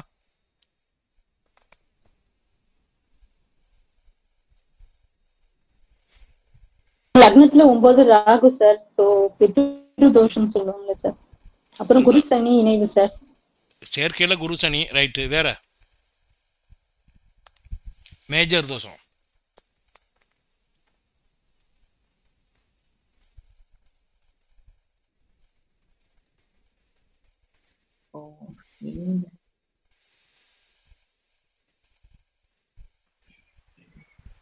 செவ்வாய் சரியா ஒரு 5ஆயிரத்தை பாக்குறது சார். குரு பார்த்துருக்காருல, குருவும் பார்த்துருக்காரு இல்லையா? சார் செவ்வாய் சூரியன் பரிவர்த்தனை யோகம் அந்த மாதிரி. செவ்வாய் சூரியன் எங்க பரிவர்த்தனை ஆகலையே. Sorry sir. ராசிக்கு 7ஆம் வீட்டுல சுக்கிரன் இருக்கார். அப்ப என்னங்க? கலத்திர தோஷம் சார். அந்த பொண்ணுக்கு இந்த பொண்ணுக்கு பாத்தீங்கன்னா ரொம்ப லேட்டா தான் திருமணம் அமைச்சு. குறிப்பா வந்து சனி பார்வை லக்னத்திலையும் சார், ராசிப்படி 7 லக்னத்தை சனி பார்வை. இப்போ சனியோட பார்வை அப்படின்னா 7ஆம் வீட்டுல படுது. 7ஆம் வீட்டுல சனி பார்வைப்படுது. செவ்வாய் பார்வை 7ஆம் வீட்டுல படுது. ராசிக்கு 7ல சுக்கிரன் வேற, 7ஆம் பாவம் கெட்டுச்சு. ராசிக்கு 5ல சனி இருக்கு. ஆமா, ராசிக்கு 5ல சனி. நம்ம திருமணத்தை பார்க்குறப்ப பார்த்துக்குவோம். சரி இப்போ நாம் தொழில் கண்டுபிடிச்சிட்டோங்க. இப்போ தொழில் கண்டுபிடிச்சாச்சு. 4 கிரகத்தோட காரகத்தை சொல்ல போகிறோம். சந்திரன் பலமாக இருந்தார் சொல்லுங்க. உணவு நீர் பயணம், அரசாங்க தொடர்பு, teaching, accounts auditing related, BBA, MBA, electrical electronics, இதுதான் சொல்ல போகிறோம். ஸோ அதில் ஒன்று கவர் ஆயிடும். சரி, இப்போ நாம் தொழில் கண்டுபிடிச்சாச்சு. இப்போ இவருக்கு 3ஆம் பாவம் எப்படி இருக்குன்னு பார்க்கணும். இப்போ 2ஆம் பாவத்தை முதல்ல பார்ப்போங்க. இப்போ போட்டுங்க 2ஆம் பாவம் போட்டு அண்டர்லைன் பண்ணிக்கிங்க. 2ஆம் பாவம் போட்டு அண்டர்லைன் பண்ணிங்க. 2ஆவட்டை யாரும் பார்க்குறாங்களான்னா யாரும் பார்க்கலங்க. சரி, 2ஆம் அதிபதி எங்கே இருக்காருன்னா 2-5க்கு சொந்தக்காரனான குரு 5ல் போய் அஸ்தங்கம் ஆயிட்டாருங்க. போட்டுங்க 2ன்னு போட்டு கமா ஒரு கோடு போட்டு 11 போட்டுங்க. 2ன்னு போட்டு ஒரு கோடு போட்டு 11 போட்டுங்க. பிராக்கெட்டில் 2ஆம் அதிபதி குரு அஸ்தங்கம் அப்படின்னு போட்டுங்க. அப்போ என்ன, 2ஆம் பாவம் குறித்த விஷயங்கள் அது திருமணத்தை ஒட்டி வர்றது. 5ங்கிறது குழந்தை பேர். ஏற்கனவே 5ஆம் வீட்டை சனி செவ்வாய் பார்த்துருக்காங்க. ஆனால் குரு பார்த்துருக்காருங்கனால தப்பிக்குது. ஆனாலும் அந்த குரு கூட பகை வீட்டில் இருக்கார், அஸ்தங்கம் அடைஞ்சிருக்கார். என்ன ஒன்று, வர்க்கோத்தமமாக இருக்கார். தன்னோட காரகத்துவத்தை கொடுக்க தகுதியுடையவராக இருக்கிறார். சரி, இப்போ நமக்கு 2ஆம் பாவம் குறித்து வந்தோம்.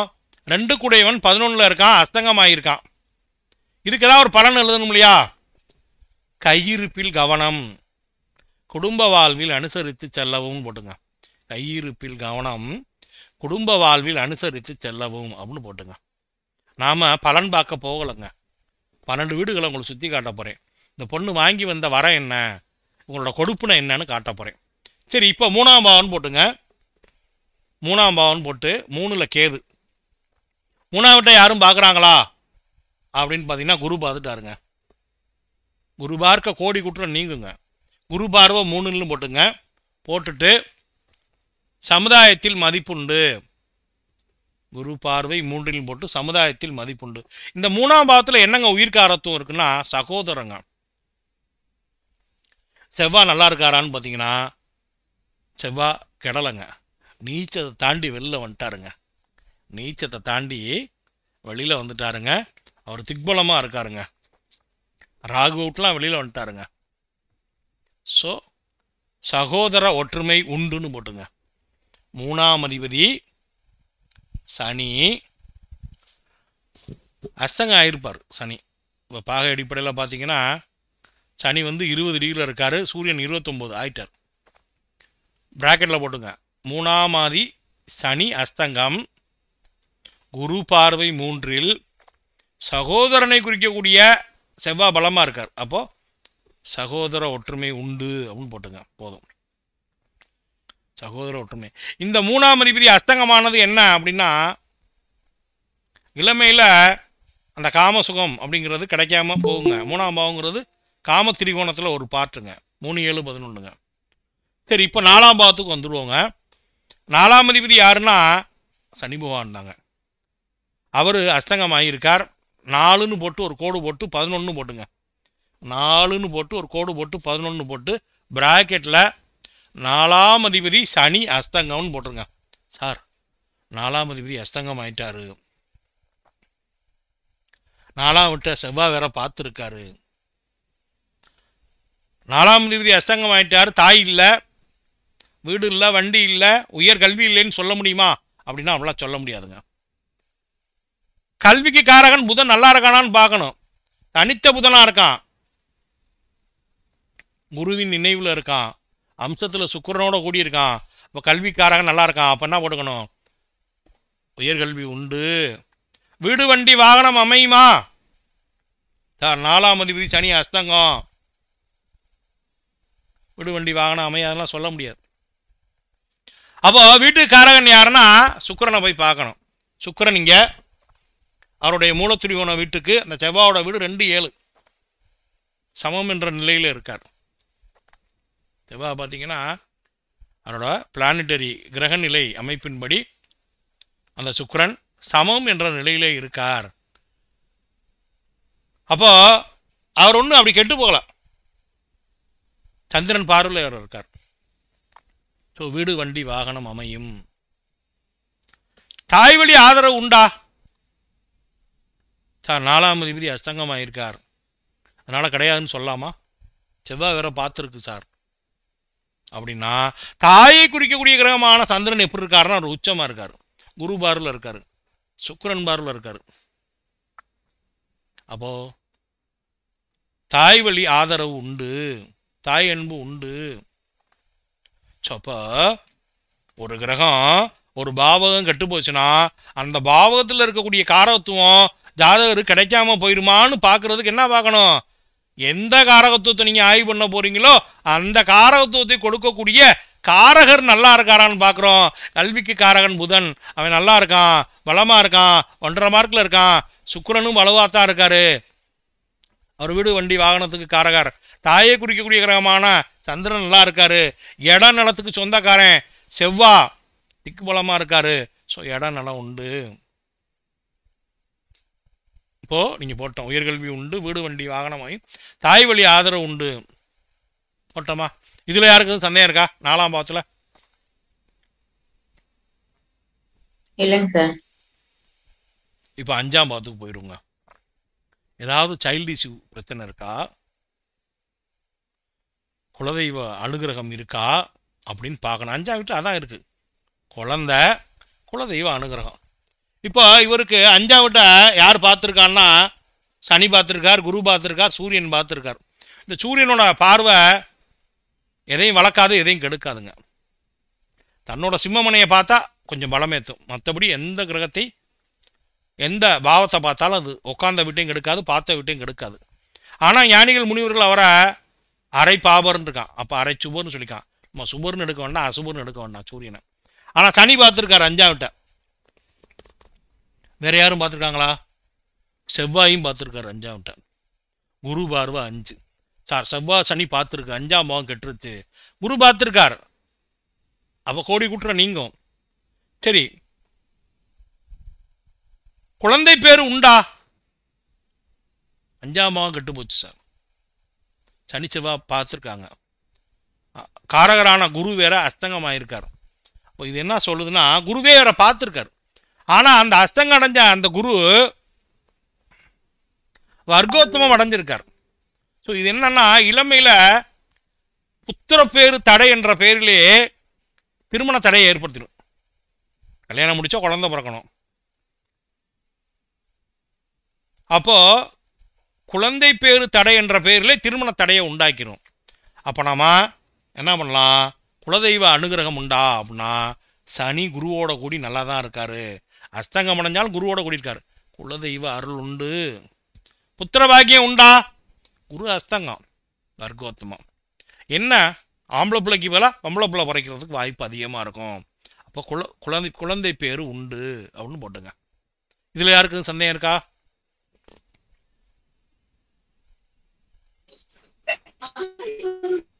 ஆண் குழந்தையா பெண் குழந்தையா பார்க்கறது எப்படிங்க? அதெல்லாம் வந்து சாஸ்திரத்தில் இடமே இல்லை. ஒரு சில பேர் நான் சொல்கிறேன்னு சொல்லுவாங்க, ஒரு 10 ஜாதகம் கொடுத்தீங்கன்னா அதில் 7 ஜாதத்தில் டொம்முன்னு விழுந்துருவாங்க. சாஸ்திரம் கெட்டது சகோதர பாவகத்தால் அப்படின்னு சொன்னாங்க. கூட பிறந்தவங்களாம் சொல்கிறதுக்கு வாய்ப்பு இல்லை. சில பேர் நான் முயற்சி பண்ணுறேன்மா மேடையில் பேசுவான், முடிச்சோன்னு பிடிச்சி கொண்டு வந்து ஒரு ரூமில் உட்கார வச்சு ஒரு 20 ஜாதகத்தை கொடுங்க, 20ல் 15 ஜாதகம் ஃபெயிலியர் ஆயிரும், ஒரு ஃப்ளூக்கில் வரும். சரி, இப்போ 6ஆம் பாவத்துக்கு வந்துடுவாங்க. 6ஆம் வீடு வேலை, கடன், நோய், எதிரியை சொல்லக்கூடியது. இப்போ 6ஆம் வீட்டை யார் பார்க்குறான்னா புதன் பார்க்குறாருங்க. புதன் பார்வை 6ல்னு போட்டுங்க. 6 கூடிய செவ்வாய் எங்கே இருக்காரு? 10ல் இருக்கார். 6 கூடையும் 10ல் இருக்கான், திக்பலமாக இருக்கான். ஸோ இப்போ போட்டுங்க, 6ஆம் வீட்டை புதன் பார்த்துருக்கார், 6 கூடையும் 10ல் இருக்கான். சுயதொழில் தவிர்க்கவும், வேலை உன்னதம்னு போட்டுங்க. 6ஆம் அதிபதி 10ல் இருக்கனால நம்ம ஒரு தொழில் ஆரம்பித்தோம்னா தொழில் ஏதாவது நஷ்டம் வரும். எப்போ? அந்த செவ்வாய் தசையில் நடக்கும். நான் வேலைக்கு போகிறது உன்னதம், அப்போது சுயதொழில் தவிர வேலை உன்னதம்னு போட்டுங்க. இப்போ 7ஆம் வீட்டுக்கு வந்துடுவோங்க, அதாங்க கல்யாணம். இப்போ 7ஆம் பாவம்னு போட்டுங்க, 7ன்னு போட்டுங்க. 7ல் சந்திரன்னு போட்டுங்க. சுக்கிரன் பார்வை 7ல், குரு பார்வை 7ல். இப்போ இந்த சந்திரனே உச்சமாக இருக்காருங்க, சந்திரன் உச்சமாக இருக்காரு. சுக்கிரன் வேற லைட்டாக 7ஆம் பாவத்தில் போட்டார், குருவும் 7ஆம் வீட்டில் போட்டார், சந்திரனும் உச்சமாக இருக்கார் இல்லையா? 7ஆம் பாவத்தில் அதிகப்படியான லைட்டு. இப்போ நான் போர்டில் நிற்கிறப்போ இங்கே 8ஆம் 2 லைட்டு போட்டேன். உட்காந்தோன்னே போய் முதல்ல லைட்டை ஆஃப் பண்ணாதான் என்னால் பார்க்கவே முடியுது கேமராவை. இப்போ என்கிட்ட இன்னும் ஃபோக்கஸ் லாம்லாம் இருக்குது, உள்ளுக்குள்ளே வச்சுருக்கேன். அதெல்லாம் போட்டேன்னா ஒரு தடவை நிமிந்து அந்த ஃபோக்கஸ் லாமை பார்த்தேன்னா அப்படியே கண்ணு இருட்டிடும். அப்போ ஒரு பாவகம் மிகுதியான பலமடையும் பொழுது அந்த பாவகம் குறித்த விஷயத்தில் சங்கடம் வரும். அப்போது நீங்கள் போட்டுங்க சுக்கிரன் பார்வை 7, குரு பார்வை 7 அப்படின்னு போட்டுங்க. 7 சந்திரன் போட்டுங்க. 7ஆம் அதிபதி எங்கே இருக்கார் அப்படின்னா அவர் 1ஆம் வீட்டில் இருக்கார். 7ன்னு போட்டு 1ன்னு போட்டுங்க. சரி, அந்த 7ஆம் அதிபதி நல்லா இருக்காரான்னா அவர் சமம்ங்கிற நிலையில் இருக்கார். அந்த சுக்கிரனோட மூலத்திரிகோண வீடு துளாராசி, துளாராசியிலேருந்து செவ்வாயோட 2 வீடுகள்னா 2ஆம் வீட்டுக்கும் 7ஆம் வீட்டுக்கு அதிபதி. 2 நட்புனா 7 பகை. ஒரு பகை ஒரு நட்பு வந்தால் சமம்னு சொன்னோம். சுக்கிரன் சமம் என்ற நிலையில் இருக்கிறார், சனி பார்வையில் இருக்கிறார், செவ்வாய் பார்வையில் இருக்கிறார். அப்போ 7, 12க்கு அதிபதியான அந்த சுக்கிரன் சனி செவ்வாய் பார்வை அட்டாக் பண்ணிட்டாங்க. Mars and Saturn attack. 7ஆம் பாவம் பலமாக இருக்குது. ஒரு பாவகம் மிகுதியான பலத்தில் இருந்தால் போச்சு. ஒரு வாழைப்பழம் சாப்பிடணும் ஆசையாக இருக்குது, கடைக்கு போகிறோம், வாங்குகிறோம். காவட்டா கொடுத்தாலும் ஒரு கடி கடிச்சோன்னு தூக்கி போட்டுரும். என்னையா காயாக இருக்குன்றோம்.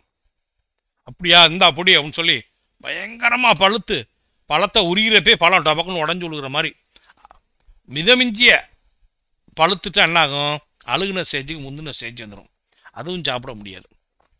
ஒரு பாவம் ரொம்ப மிகுதி ஆயிடுச்சுன்னா அந்த பாவம் குறித்த விஷயத்தை பெறுவதிலே தடை இருக்கும். அப்போது நமக்கு இந்த திருமண விஷயத்தை பார்க்கணும்னா ஃபஸ்ட்டு சுக்கிரனை பார்க்கணும். இப்போ ப்ராக்கெட்டில் போட்டுங்க, சுக்கிரன்னு போடுங்க. சுக்கிரன் சனி செவ்வாய் பார்வையில் சமம் என்ற நிலையில் இருக்கிறார் அப்படின்னு போட்டுங்க. அடுத்து குரு அவசியம் வேணும் கல்யாணத்துக்கு. 2-5க்கு சொந்தக்காரர் குரு அஸ்தங்கம் அப்படின்னு போட்டுங்க. இப்போ நீங்கள் போட்டுங்க 2-5ன்னு போட்டுங்க. 2-5ன்னு போட்டு ஒரு ப்ராக்கெட் போட்டு 2-5 கூடையவன் 11 ப்ராக்கெட்டில் குரு அஸ்தங்கம்னு போட்டுங்க. 7-12 கூடிய சுக்கிரன் சனி செவ்வாய் பார்வையில்னு போட்டுங்க. இவங்க தான் கல்யாணத்தை கொடுக்குறவங்க. 2-5 7-12 கூடியவர்கள். இப்போ இது மட்டும்தானா கல்யாணத்தை பார்க்குறது அப்படின்னு கேட்டால் முக்கியமான விஷயம் எதுவாக இருந்தாலும் உங்களுக்கு சந்தேகம் வந்துருச்சு, குழந்தை பாக்கியம் உண்டா இல்லையா, எந்த விஷயமா இருந்தாலும் சரி ராசியையும் சேர்த்து ஆய்வு பண்ணுங்க. எதுக்காக உள்ளுக்குள்ளே இப்போ நான் உட்காந்துருக்கேன் பாருங்கள், அந்த சாட்டில் பாருங்கள், நான் உட்காந்துருக்க சாட்டில் நவாம்சம்னு போட்டிருக்கு, அங்கே பாருங்கள் ராசின்னு போட்டிருக்கு. எய்த்தாப்பில் உள்ள சாட்டில் என்ன போட்டிருக்கு? ராசின்னு போட்டிருக்கு. ஏன் சார் அங்கே லக்னத்தை ஐயா அடிப்படையாக தானே வருது, லக்ன கட்டணம் போட வேண்டியானே, ஏன் ராசி கட்டணம் போட்டிருக்கான் அப்படின்னா, யார் ஒருவர் லக்னத்தையும் ராசியையும் ஒரு சேர இணைத்து பலன் பார்க்குறாங்களோ அவங்க தான் சிறந்த ஜோதிடராக வருவார். ஒரு ட்ரெயின் பயணம் பண்ணுது, எதன் மேலே போகுது? தண்டவாளத்தின் மேலே. அப்போது லக்னம்ங்கிறது ஒரு தண்டவாளத்தோட ஒரு கம்பினா, ராசிங்கிறது ஒன்று. அப்போது லக்னம் உயிர் என்றால் ராசி உடல், உடலும் உயிரும் முக்கியமானது. அப்போ ராசிப்படி நம்ம திருமண பொருத்தத்தை பார்க்கணும், திருமணம் ஆகுமான்னு பார்க்கணும். இப்போ நீங்கள் கீழே போட்டுருங்க ராசிப்படின்னு போட்டு டைட்டில் வச்சு அண்டர்லைன் பண்ணுங்க, ராசிப்படி. சரி ராசிப்படி பார்ப்போம். 2-5க்கு சொந்தக்காரன் எங்கே இருக்கான்? ராசி ரிஷபராசி, ரிஷபராசிக்கு 2-5க்கு சொந்தக்காரன் புதன் எங்கே இருக்கார்? நீ போடுங்க 2,5 இல்லை 2ன்னு போட்டு கீழே 5ன்னு போட்டு ஒரு ப்ராக்கெட் போட்டு 6ன்னு போடுங்க. 2-5 கூடையவன் 6ல் மறைஞ்சிட்டான். 2-5 கூடையவன் எங்கடா கல்யாணத்தை கொடுக்குறவன் பிள்ளைய கொடுக்குறவன் அப்படின்னு கூப்பிட்டா 2-5 கூடைய புதன் 6ல் மறைஞ்சிட்டான். சரி ராசிக்கு 7ஆம் வீட்டை போய் பார்ப்போம். 7ஆம் வீட்டை சனி செவ்வாய் பார்வை 7ன்னு போடுங்க. ராசிக்கு 7ஆம் வீட்டில் சனி செவ்வாய் பார்வை அந்த பாவத்தை கெடுக்குது ராசிப்படியும். ராசிக்கு 7ல் சுக்கிரன் இருக்கார் சார், நல்லதா அப்படின்னா, களத்திர காரகன் களத்திர பாவகத்தில் அமரும் பொழுது அது களத்திர தோஷத்தை கொடுக்கும். பார்த்தோன்னு என்ன பண்ணிடுவான் ஜோசியர், கத்துக்குடி ஜோசியர் கூட சொல்லுவான் இதில் களத்திர தோஷம் இருக்குது வேண்டாம் அந்த பொண்ணுன்றான். இது ராசி லக்னப்படி இருந்துச்சுன்னா ரொம்ப தொந்தரவு பண்ணும். ஆனால் சுக்கிரதோஷம் வர்றப்பல தொந்தரவு பண்ணும். இருந்தாலும் இவங்களுக்கு ரொம்ப லேட் மேரேஜ். ஸோ இப்போ நம்ம ரிசல்ட் எழுதணும். லக்னப்படி பார்த்தோம். லக்னப்படி பார்த்தா 2-5க்கு சொந்தக்காரனான சனி, 2-5க்கு சொந்தக்காரனான குரு அஸ்தங்கம் வர்க்கோத்மமாயி லேசா உயிர் படைச்சிருக்கார். லக்னப்படி பார்த்தோம் 7-12க்கு சொந்தக்காரன் சுக்கிரன் சமம் என்ற நிலையிலே சனி செவ்வாய் பார்வையில் பலவீனமா இருக்கான். என்ன அந்த சுக்கிரன் வர்க்கோத்மம் ஆயிருக்கார், கொடுத்துருவார். சரி, ராசிப்படி பார்ப்போம் அப்படின்னா ராசிக்கு 2ஆம் சனி பார்த்திருக்கார்.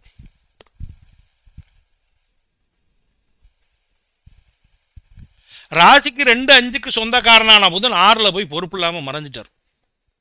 சரி, ராசிக்கு 7 செவ்வாய் எங்கடா அப்படின்னா அவர் ராசிக்கு 4ல் இருக்கார். அவரே 12 கூடியவராக இருக்கார். அவர் பரவாயில்ல, லக்னப்படி திக்பலம், ராசிப்படி திக்பலம் வராது. ஸோ ஒரு 2 கேட் ஓப்பன். ஆனால் 7ஆம் பாவகம் லக்னப்படியும் ராசிப்படியும் அவுட்டு. இப்போ ரிசல்ட் எழுதணும். மாறி பண்ணிட்டோம். பிளட் செக்கப், யூரின் செக்கப் அப்படிலாம் செக் பண்ணிட்டோம் இந்த குழந்தைக்கு, இந்த பொண்ணுக்கு. இப்போ என்ன சொல்லணும், பொருத்தமான திருத்தமான துணையை அமைக்கவும் தாமத திருமணம் சிறப்பு அப்படின்னு போட்டுங்க. இப்போ இதில் யாருக்கு அது சந்தேகம் இருக்கா? 7ஆம் பாவம் வரைக்கும் வந்துட்டோம். பொருத்தமான திருத்தமான துணையை அமைக்கவும் கலத்திர தோஷம் இருப்பதால் கவனித்து திருமணம் முடிக்கவும் போட்டுங்க.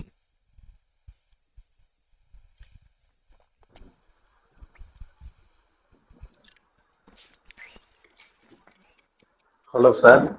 சொல்லுங்க சார். அது கலத்திர தோஷத்துக்கு பரிகாரம் என்ன இருக்கேன் சார்? பரிகாரம் வந்து அனுசரித்து போய்க்கிறதா. லைஃப் பார்ட்னருக்கு அந்த தோஷங்கள் இல்லாத மாதிரி ஆளாக பார்த்து கல்யாணம் பண்ணணும். அந்த மாதிரி கல்யாணம் முடித்தோடனே அவயோக தசை வராத வாழா பார்த்து கல்யாணம். மத்தியானம் அந்த கிளாஸ் எடுக்கிறேன், திருமண பொருத்தம் எடுக்க வரும். சரி, இப்போ 8ஆம் பாவம் போயிடலாமா? 8ஆம் பாவம் போயிடலாமா சார்? புரிய வருதா கொஞ்சம் கொஞ்சமா? நம்ம பலனுக்குள்ளே போகல சார். 12 வீடுகளையும் ஓப்பன் பண்ணி காட்டுறேன். வாங்கி வந்த வரம் என்ன? வாங்கி வந்த வரம் என்ன? ஒரு லேட்டாக தான் கல்யாணம் ஆணுச்சு. 2020 21 தான் ஆணுச்சு. 21 22 தான் கரெக்டாக குரு தசை குரு புத்தியில் ஒட்டி தான் அவர் கல்யாணம் ஆணுச்சு. 2020க்குள்ளே ஆணுச்சு. அது 19 20ங்கிறது ஞாபகம் இல்லை. அப்போ தான் ஒரு கல்யாணம் ஆணுச்சு தாமதமாக. சரி, 2020னே வச்சுக்கோம், தோராயமாக வச்சுக்கோம். 20னா அவங்களோட வயசு என்ன? 81 91 2001 39 வயசில் கல்யாணம் ஆணுச்சு.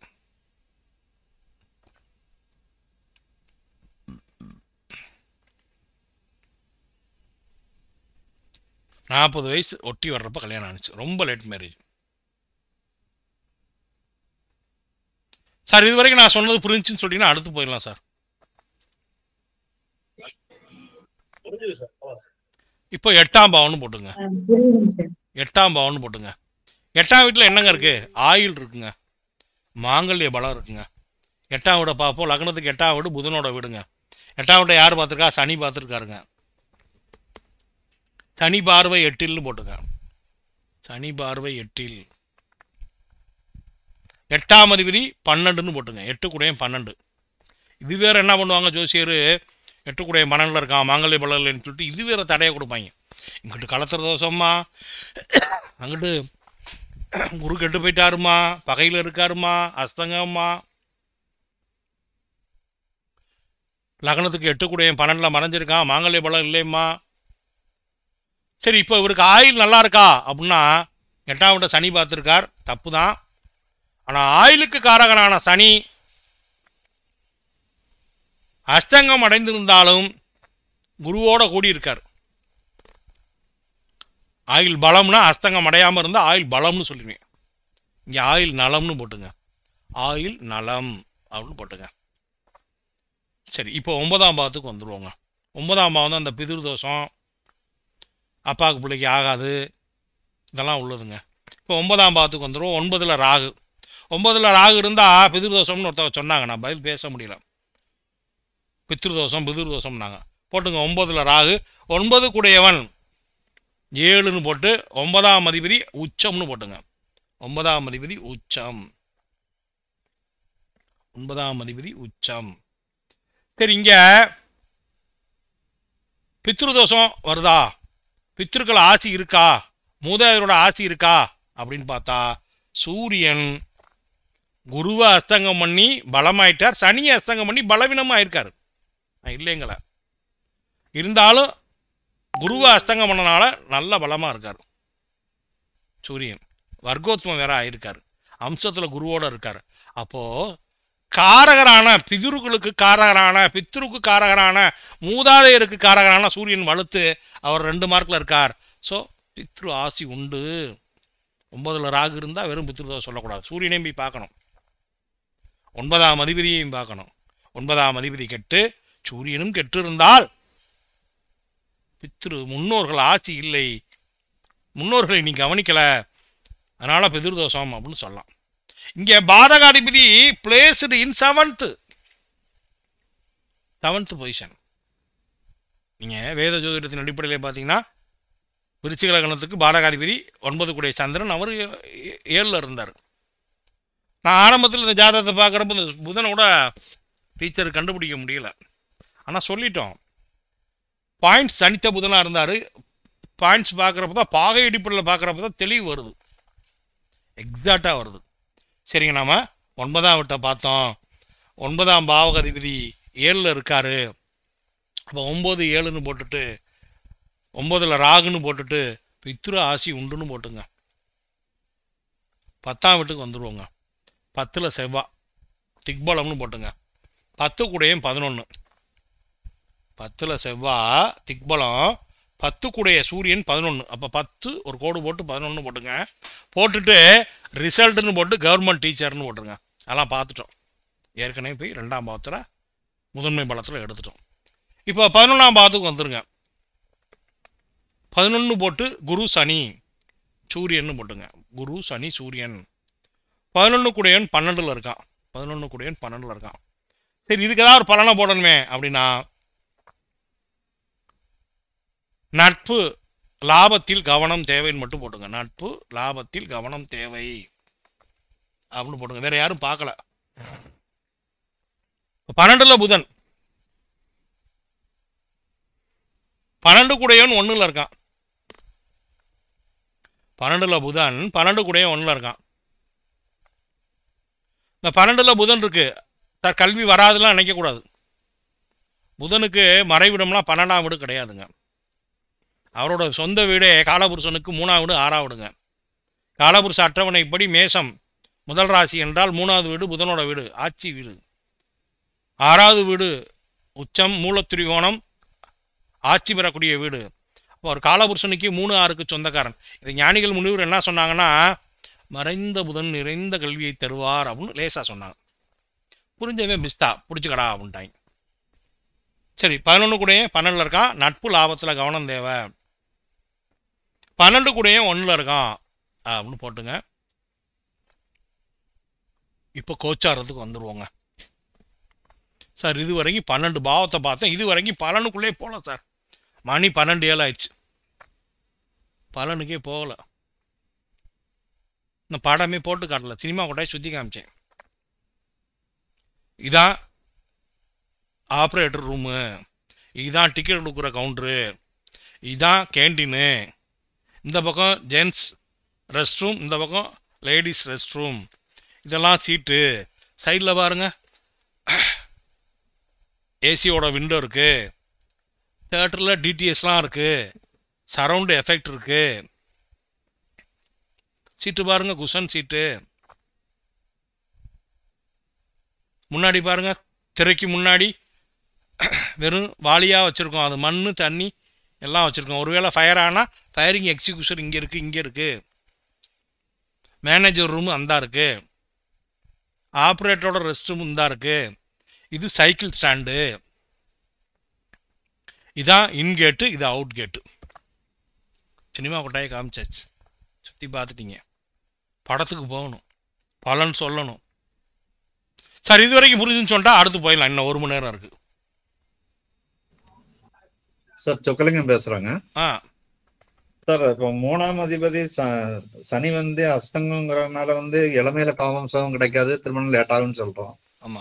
அதே 4ஆம் அதிபதி சனி அஸ்தங்கம் ஆகும்போது எப்படி என்ன எஃபெக்ட் சொல்றது சார்? காரகரையும் பார்க்கணும். 3ஆம் வீட்டுக்கு காரகர் வந்து செவ்வாய். இல்ல அது நல்லா இருக்கு சார், காரகங்கள் நல்லா வருது. பட் இந்த ஒரு பாயிண்ட்டுக்கு எப்படி எடுக்கிறது? 4ஆம் அதிபதி அஸ்தங்கம்னா என்ன பாயிண்ட் எடுக்கணும்? 4ஆம் அதிபதி அஸ்தங்கம் ஆயிருக்கப்ப பாத்தீங்கன்னா அந்த திசை நடக்கிறப்போ தாய்க்கு ஏதாவது பிரச்சனை வரலாம். Okay sir. தாய்க்கு ஏதாவது பிரச்சனை வரலாம். அப்போ நீங்க பார்க்கணும், தாயை பாதிக்குமா, வீட்டை பாதிக்குமா, வாகனத்தை பாதிக்குமா அப்படின்னு நம்ம பார்க்கணும். Right sir. சரி, ஓகே, தேங்க்யூ சார். ரைட். சரி, இப்போ சுற்றி பார்த்தாச்சுங்க, 12 பாவத்தையும் பார்த்தாச்சு. அவரோட கொடுப்புனையை தெரிஞ்சுக்கிட்டோங்க, குணத்தை தெரிஞ்சுக்கிட்டோங்க, பிறந்த தமிழ் மாதத்தை தெரிஞ்சுக்கிட்டோம், வளர்பிறையா தேய்பிறையான்னு தெரிஞ்சுக்கிட்டோம். சார் இது வரைக்கும் சொன்னதெல்லாம் கொஞ்சம் புரிஞ்சிருச்சு அப்படின்னு சொல்கிறவங்க யார் இருக்கீங்களா? சார் வணக்கம் சார். சார் அந்த பாகை அளவில் மட்டும் கொஞ்சம் தெளிவாக சொல்லலாம் சார். அஸ்தங்கம் சொல்றீங்களா? அஸ்தங்கத்துக்கு அஸ்தங்கம்னா சுக்கிரன் 9 பாகையிலே அஸ்தங்கம். அஸ்தங்கத்தை செய்பவர் சூரியன். சூரியனுக்கு முன்பின் 9 பாகையிலே சுக்கிரன் அஸ்தங்கம். குரு பகவான் 11 பாகையிலே அஸ்தங்கம். புதன் 13 பாகையிலே அஸ்தங்கம். சனி பகவான் 15 பாகையிலே அஸ்தங்கம். செவ்வாய் 17 பாகையிலே அஸ்தங்கம். இணைவு 2 கிரகங்கள், அவர்கள் இருவருக்கும் உள்ள இடைவெளி 22 பாகைக்குள் இருந்தால் இணைவு. கிரகணம், ராகு கேதுகள் கிரகணத்தை செய்யக்கூடியவர்கள். அந்த ராகு அமர்ந்த பாகையில் இருந்து முன்பின் 13 டிகிரி 20 கலையில் இருந்தால் கிரகணம். புரியுதா சார்? ஒரு பாயிண்ட் சார். அப்ப ஐயா, சூரியன் வந்து குருவை அஸ்தங்கம் பண்ணிட்டு பலமா இருக்காரு அப்படின்னு ஒரு வார்த்தை சொன்னீங்க நீங்க. ஆமா, பலமா. அதாவது சூரியன் பக்கத்துல போற கிரகத்தோட காரகத்துவத்தெல்லாம் அவங்கள அஸ்தங்கம் பண்ணிட்டு சூரியன் எடுத்துக்குவார். எடுத்துக்கிட்டு அந்த கிரகத்தோட காரகத்துவத்தை தன்னோட தசாபுத்தி காலத்துல கொடுப்பார். இன்னும் ஈஸியா சொல்லணும்னா, குரு பகவான் ஒரு இவர்னு வச்சுங்க, அதாவது பார்த்தீங்கன்னா வட்டிக்கு விடுவாங்கள்ல ராஜஸ்தானில் வருவாங்க, சேட்டு, நல்லா பெரிய சேட்டு, பழுத்த சேட்டு, கொளுத்த சேட்டு, கோடிக்கணக்கில் பணம் வச்சுருக்க சேட்டு தான் அந்த குருன்னு வச்சுங்க. இந்த குருகிட்ட யாரெல்லாம் சேர்ந்துருக்காங்களோ அவங்களாம் பலமாயிருவாங்க. அவரோட ஆதரவில் பார்வையில் இருக்கவங்க பலமாயிருவாங்க. அவருக்கு இணையான இன்னொரு சேட்டு தான் சுக்கிரன்.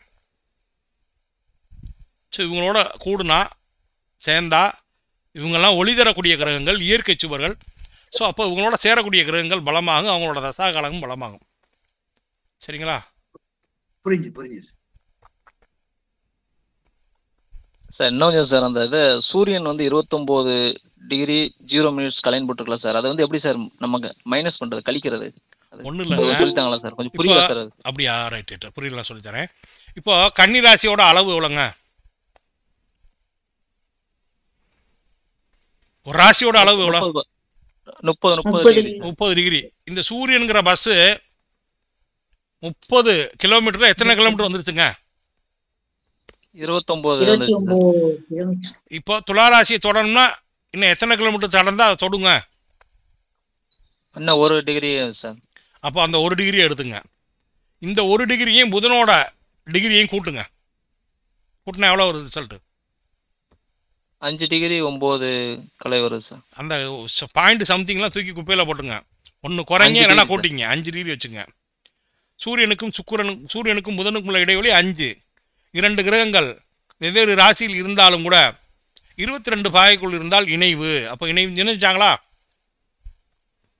இணைஞ்சிட்டாங்க சார். 5 நாளா இணைஞ்சிட்டாங்க. 22. அவ்வளோதான். புரியுதா புரியல? இப்போ டிகிரி இப்போ புரியுது சார். சூரியன் நிற்கக்கூடிய பாகையிலிருந்து பக்கத்தில் இருக்கக்கூடிய கிரகத்தை பார்க்கணுங்க. அவ்வளோதாங்க. இப்போ குரு அஸ்தங்கம் சார். அப்படித்தான் இப்போ குரு சனி எல்லாத்துக்கும் அப்படித்தானே சார் பார்க்கணும்? எல்லாத்துக்கும் அப்படிதான் பார்க்கணும். இப்போ பாருங்க, சூரியன்ல இருந்து இந்த சூரியன் வந்து புதனையும் அஸ்தங்கப்படுத்திருக்காருன்னு எடுக்கணுங்க. ஆமா, புதனுக்கு அஸ்தங்க தோஷம் இல்ல.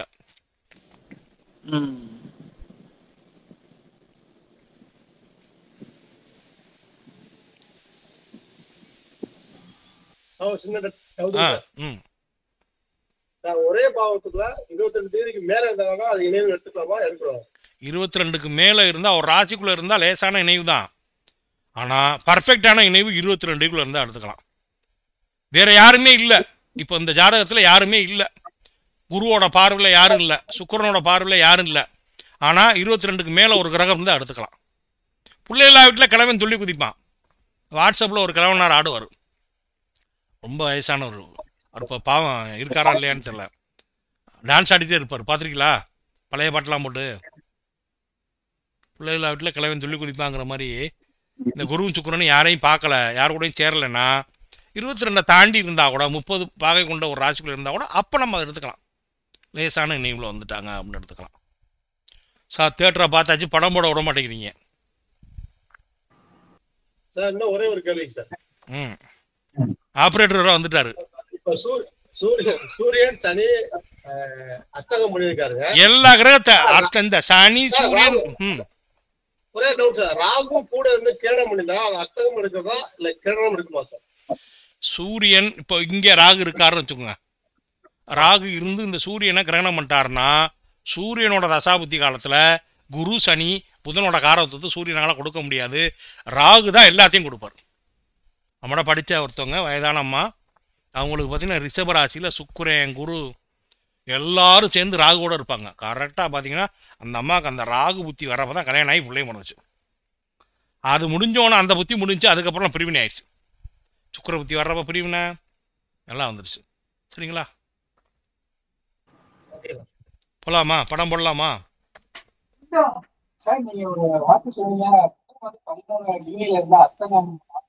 ஏங்க சார் கொஞ்சம் மைக்கை கரெக்டாக வச்சு பேசுங்க. கேணிக்குள்ள இருந்து பேசுற மாதிரி இருக்கு. ஓகே சாரி சார், இப்போ ஓகேவா சார்? Okay sir. இப்ப சூரியனுக்கு வந்து புதன் வந்து 13 பாகையில இருந்தா அஸ்தங்கம்னு சொல்லிருக்கீங்களா சார்? இப்ப இதுல அஸ்தங்கம் கிடையாதுன்னு சொல்றீங்களா சார்? இது எது சார்? அஸ்தங்கம்னா சொன்னேன், அவருக்கு அஸ்தங்க தோஷம் கிடையாது. அவர் அடிக்கடி அடி வாங்கிட்டே இருப்பாரு. அவர் அடி பெரிய அடி கிடையாது, அவர் எப்பயாவது அடிபடுறவர் இல்லை, எப்பவுமே அடிபடுறவர். அவருக்கு அஸ்தங்க தோஷம், அதனால் பாதிப்பில்லை அப்படின்னு சொன்னேன். போயிடலாமா? படத்தை போட்டுருவோமா?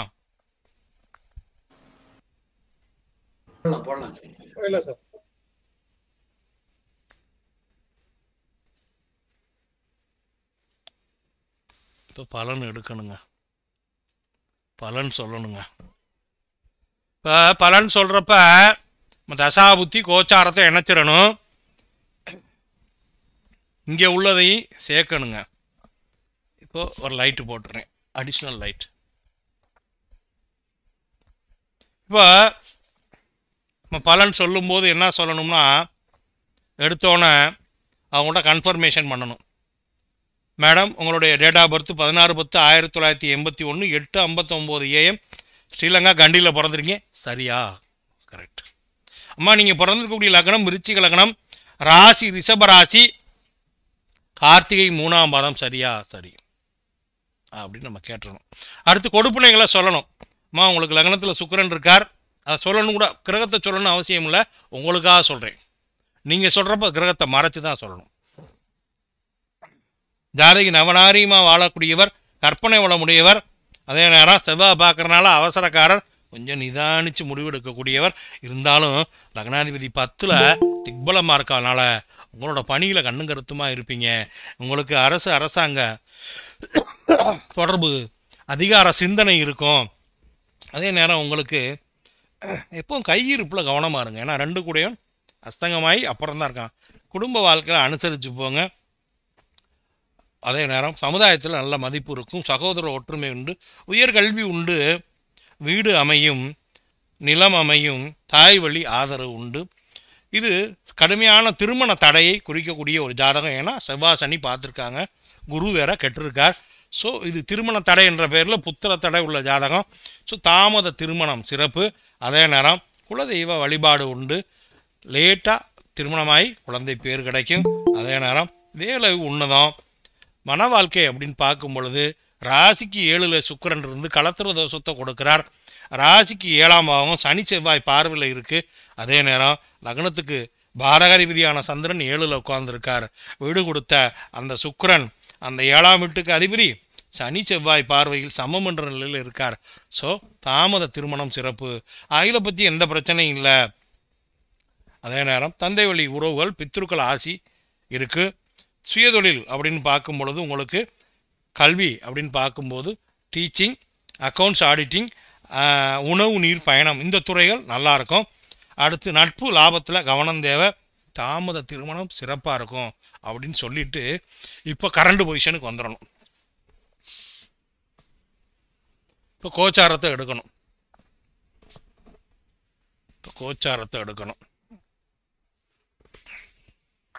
அடுத்து தசாபுத்தியை போடணும். அதுக்கப்புறம் டிஆர் சிஸ்டத்தை அப்ளை பண்ணணும்.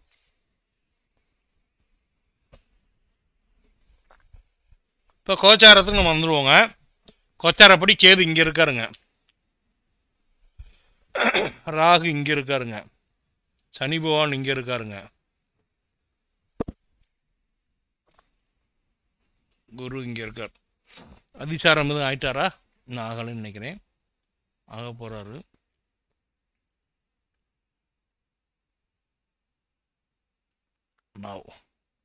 இல்லை, 24 டிகிரிலாம் இருக்கார்.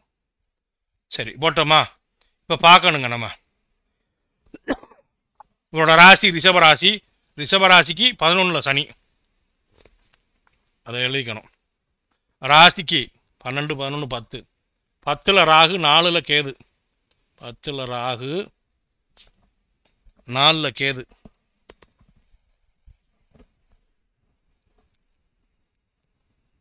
ராசிக்கு 2ல் குரு. ராசிக்கு 2ல் குருனா வருமானத்துக்கு இன்னும் குறைவு இருக்காது இப்போதைக்கு. சரி, ஏதாவது 7 சனி அசம சனி இருக்கா? இல்லை. இப்போ நம்ம சொல்லிடணும். இப்போ உங்கள் ராசிக்கு 11ஆம் வீட்டில் லாபஸ்தானத்தில் சனி போகிறார், 10ல் ராகு போகிறார் ராசிப்படி, 4ல் கேது போகிறார். இப்போ உங்கள் பிறப்பு கால ஜாதகத்தில் செவ்வாய் மேலே கேது போகிறாருமா. ஸோ கணவன் நலனில் அக்கறை எடுக்கணும். மன வாழ்க்கையில் அனுசரித்து போங்க. இடம் நலம் வாங்கினா சின்ன சிக்கல் வரும். ஸோ அதில் கவனித்து போங்க. சகோதர உறவுகளில் அனுசரிச்சுங்க. இப்போ செவ்வாய் மேலே கேது போகிறனால என்ன சொல்கிறோம்? சகோதர உறவுகளில் சங்கடம், இடம் நிலம் வாங்கினா சிக்கல். கணவனை குறிக்கக்கூடிய கிரகம் இது பெண் ஜாதகங்கள்லாம் கணவனோடு கருத்து வேறுபாடு வந்து போகும், கவனித்து போங்க அப்படின்னு நம்ம சொல்லிட்டோம். சரி, இப்போது நடக்கிற தசா என்ன சொல்லுது அப்படின்னு நம்ம பார்க்கணுங்க. நடக்கிற தசா புத்தி என்ன சொல்லுதுன்னு பார்க்கணும். இப்போ உங்களுக்கு குரு தசை தான் நடக்கும். குறிப்பாக என்ன புத்தி அப்படிங்கிறத மட்டும் நோட் பண்ணிக்குவோம். இப்போ குரு திசையில் கேது புத்தி நடக்குதுங்க. 2026 வரைக்குங்க குரு திசையில் கேது புத்தி நடக்குதுங்க. இப்போது குரு தசை அப்படின்னு போட்டுருவோங்க. முதல்ல தசா என்ன பண்ணும் அப்படின்னு பார்த்துருவோம். குரு யாருங்க? 2, 5க்கு சொந்தக்காரங்க. அவன் 11ஆம் வீட்டில் இருக்காங்க. என்ன பலத்திலங்க இருக்காரு? அஸ்தங்கம் ஆயிருக்கார் சார், ஆனால் வர்க்கோத்வம் ஆயிருக்கார். சரி, இப்போ நம்ம என்ன பண்ணணும்? 11ல் குரு இருக்கார். இவர் பலமாக இருக்காரா அப்படின்னு கேட்டால் அவரோட மூலத்திரிகை வீடு தனுசு ராசி. தனுசு ராசியிலேருந்து புதனோட ஒரு வீடு 7ஆம் வீடாக வந்துருச்சு, இன்னொரு வீடு 10ஆம் வீடாக வந்துருச்சு. 7னா வாத்தியார் பகைன்னு இருக்காரு, 10 நாள் பகைன்னு இருக்கார். அப்போ குரு பகையில் இருக்கார். சனியோடு கூடி கட்டியிருக்கிறார். சூரியனால் அஸ்தங்கம் அடைந்திருக்கிறார். அப்போது இப்போ என்ன நடக்குன்னா 11ல் குரு, நீங்கள் பாட்டு சொல்லக்கூடாது. லாபத்தில் குரு இருக்காரு, கோடி கோடியாக பணம் கொட்டும்லாம் சொல்லக்கூடாது. அவர் வலிமை குன்றி இருக்கிறார். அப்போ என்ன சொல்லணும்? இந்த காலகட்டத்தில் குடும்பத்தில், ஏன்னா குடும்பத்துக்கு காரகர் அவர், மகிழ்ச்சிக்கு காரகர், குழந்தைக்கு காரகர். ஸோ அப்போ என்ன சொல்லணும்? பண விஷயத்தில் கவனமாக இருக்கணும், நகை விஷயத்தில் கவனமாக இருக்கணும், குழந்தை பாக்கியம் சம்மந்தப்பட்ட விஷயத்தில் கவனமாக இருக்கணும், பொருளாதாரத்தில் கவனமாக இருக்கணும். அடுத்து இது பொதுவாக சொல்லிட்டோம். ஒரு அஸ்தங்கம் ஆயிருக்கனால இவரோட பலனை குறைச்சி சொல்கிறோம். இவர் அஸ்தங்கம் ஆகலை, சனியோடு சேரலை, சுக்கிரன் உச்ச சுக்கிரன் இங்கேருந்து பார்க்குறாருன்னு வச்சுக்கோ. சும்மா சுக்கிரன் இப்படி வரமாட்டார். இவருக்கு பாருங்கள், சூரியன் சுக்கிரன் இடைவெளி அதிகமாக இருக்குது. யார் ஒருத்தருக்கு 42 பாய்க்கு மேலே இருந்துச்சுனாவே, சூரியன் சுக்கிரன் விலகுனாவே மன வாழ்க்கையில் கொஞ்சம் தாமதமாக கிடக்கும், இல்லைன்னா மன வாழ்க்கையில் சங்கடமாக இருக்கும். ஸோ இப்போ இந்த குரு லாப குரு அப்படின்னு நம்ம எடுக்க முடியாது. எந்த ஒரு கிரகமும் தன்னுடைய தசா காலத்தில் தான் பெற்றிருக்கக்கூடிய பலத்தை பொறுத்து, இங்கே குரு பகையில் இருக்கார், கோபத்தில் இருக்கார், புதனுக்கு பிடிக்காது. சனியோடு கூடி கட்டியிருக்கிறார். ஒரு இருள் கிரகம் அஸ்தங்கம் அடைந்திருக்கிறார், வர்க்கோத்தம் ஆயிருக்கார். இந்த வர்க்கோத்மம் உயிரை கொடுக்கும். இந்த வர்க்கோத்மம் இல்லைன்னா என்ன ஆகும்? பெரிய அளவுக்கு பாதிப்பு இருக்கும். என்னென்ன பாதிக்கும்? ரெண்டாம் அதிபதினு கூப்பிடுறோம். அஸ்தங்கம், பகை, சனி இணைவு. அந்த மார்வாடி கொண்டு வந்த 100 பவுன் நகையும் முடிங்கிட்டாங்க. சூரியன் முடிங்கிட்டாரு. கையில் வச்சுருக்க டிஃபன் பாக்ஸை சனி வேற பிடிங்கிட்டார். நான் சோறை கொடுத்தா கூட போதுண்டாண்டு பசியோடு இருக்கார். பகையில் இருக்கக்கூடிய இந்த குரு கொடுப்பாரா? லாபத்தில் அமர்ந்திருக்கக்கூடிய குரு குழந்தையால் லாபம், நகையால் ஆதாயம். அப்படிலாம் சொல்ல முடியுமானா சொல்ல முடியாது. அப்போது பண விஷயம், நகை விஷயத்தில் கவனமாக இருக்கணும், குழந்தை விஷயத்தில் சங்கடம் வந்து போகும் அப்படின்னு இந்த காம்பினேஷனுக்கு ஒரு பலனை சொல்லிட்டோம். அடுத்து ஆதிபத்திய பலன்னு ஒன்று இருக்குது சார். ஆதிபத்தியம்னா என்ன? காலைல சொல்லி கொடுத்தோம். 2 குடையவன் 11 இருந்தால் காலைல சொல்லியிருப்பேன். 2 குடையவன் 11 இருந்தால் பணம் நழுவி பாலில் விழுந்து அது நழுவி வாயில் விழுந்தது போல வருமானம் அப்படியே சேகரிச்சிடும் அப்படின்னு சொல்லியிருப்பேன். அது சொல்லும்போது கண்டிஷன் அப்ளைடு சொல்லியிருப்பேன். யாரும் இதை பொருத்தி பார்த்து சந்தோஷமோ வருத்தமோ அடைய வேண்டாம். இணைகிற கிரகம், பார்க்கின்ற கிரகம், அது பெற்றிருக்கக்கூடிய வலிமை தானபலத்தை பொறுத்து கொடுக்கும்னு சொன்னேன். இப்போ 2-11 அந்த பலனை இங்கே கொண்டுடலாமா? முடியாது. ஏன்? 2ஆம் அதிபதி அப்படின்னா ஒரு அஸ்தங்கம், வகையில் இருக்கார், சனியோடு கூடி இருக்கார். அப்போது குடும்பத்தில் சங்கடம் வரும், கையிருப்பை தவற விடலாம், மன வாழ்க்கையில் குடும்ப வாழ்க்கையில் அனுசரித்து போகணும், வருமானத்தை பெருசாக சேர்க்க முடியாது. அடுத்த 5 குடையன் 11 இருக்கான். அப்போ குழந்தைகள் விஷயத்தில் கவனித்து இருக்கணும். இது மகிழ்ச்சி, காதலை சொல்லக்கூடியது. இப்போ மகிழ்ச்சி கிடக்கூடிய காலம் இது. பூர்வீகத்தை குறிக்கக்கூடியது. பூர்வீக அனுகிரகம் கெடும். ஸோ இந்த குரு தசை யோக தசை தான். தசை யோக தசை. இந்த குரு பகவான் தன்னுடைய பணிகளிலே 2 பணிகள் அவருக்கு உண்டு. 2வது 5வது. இந்த 2 வீட்டில் தான் அமர்ந்த வீட்டிலிருந்து எந்த பாவகத்தை தொடர்பு கொண்டாரோ அந்த பாவகத்தின் பலனை அதிகமாக எடுத்து செய்வார். ஆனாலும் அந்த குரு பகவான் 5ஆம் வீட்டை தொடர்பு கொண்டு அவர் பஞ்சமாதிபதி திசை நல்லா இருக்கும். ஆனால் அந்த குரு வலுவிழந்து இருப்பதால் எப்போ கிடைக்கும்? சூரிய புத்தி வர்றப்ப தான் அந்த மாதிரி கிடைக்கும். எல்லாம் காசு பணம் எல்லாமே 2ஆம் அதிபதி கொண்டு வரும். அப்போ நம்ம காம்பினேஷனுக்கு ஒரு பலனை சொல்லிட்டோம். பண விஷயம், நகை விஷயம், குழந்தை விஷயத்தில் கவனமாகனு சொல்லிட்டோம். அடுத்த ஆதிபத்திய ரீதியாக நம்ம குருட்டடியாக காலையில் சொன்னோம். 2 குடையன் 11 இருந்தால் பணம் வருமானம் விருத்தி ஆகும்னு சொன்னோம். ஆனால் அவர் என்ன வலிமையில் இருக்காருன்னு கேட்டால் அவரே மயக்கம் போட்டு கிடக்கிறார் அஸ்தங்கமாய். அப்போது இங்கே சொல்லிடணும், 2 குடையன் 11 அஸ்தங்கமாயிருக்கான் அப்படிங்கிறப்ப கையிருப்பில் கவனம் தேவை. குடும்ப வாழ்க்கையை அனுசரித்து போங்க. வார்த்தைகளை கவனமாக பிரயோகப்படுத்துங்க. 5 குடையன் 11 இருக்கா, பூர்வீக சொத்து இருந்தால் அதில் கவனமாக இருக்கணும். குலதெய்வ வழிபாடு தேவை. குழந்தைகள் விஷயத்தில் கவனம் தேவை. இப்போ இந்த குரு பகவான் எங்கெங்கே பார்க்குறாரோ பார்க்குற வீடுகள் பலமாகும். அவர் 3, 5, 7 பார்க்குறார். 3, 5, 7 பார்க்குறார். அப்போ முயற்சியில் தடை இருக்காது, மகிழ்ச்சிக்கு கொஞ்சம் பஞ்சம் இருக்காது. ஆனாலும் தாம்பத்தியத்தில் பெரிய அளவுக்கு பாதிப்பு இருக்காது. சரிங்களா? இப்போ அவர் 11ஆம் பாவத்தை இயக்கியிருக்கார். அப்போ 12ஆம் வீட்டுக்கு இது விரயஸ்தானம். அயன சயன போக சுகத்தில் கொஞ்சம் கவனமாக இருக்கணும். இப்போது நம்ம குரு தசாவை மட்டும் சொன்னோம். இப்போ கேது புத்திக்கு போகணும். தசாவிலே நிறைய குழப்பம் வந்திருக்கும். இப்போ கேள்விகளை கேளுங்க. அடுத்து கேது புத்திக்கு போயிடுவோம்.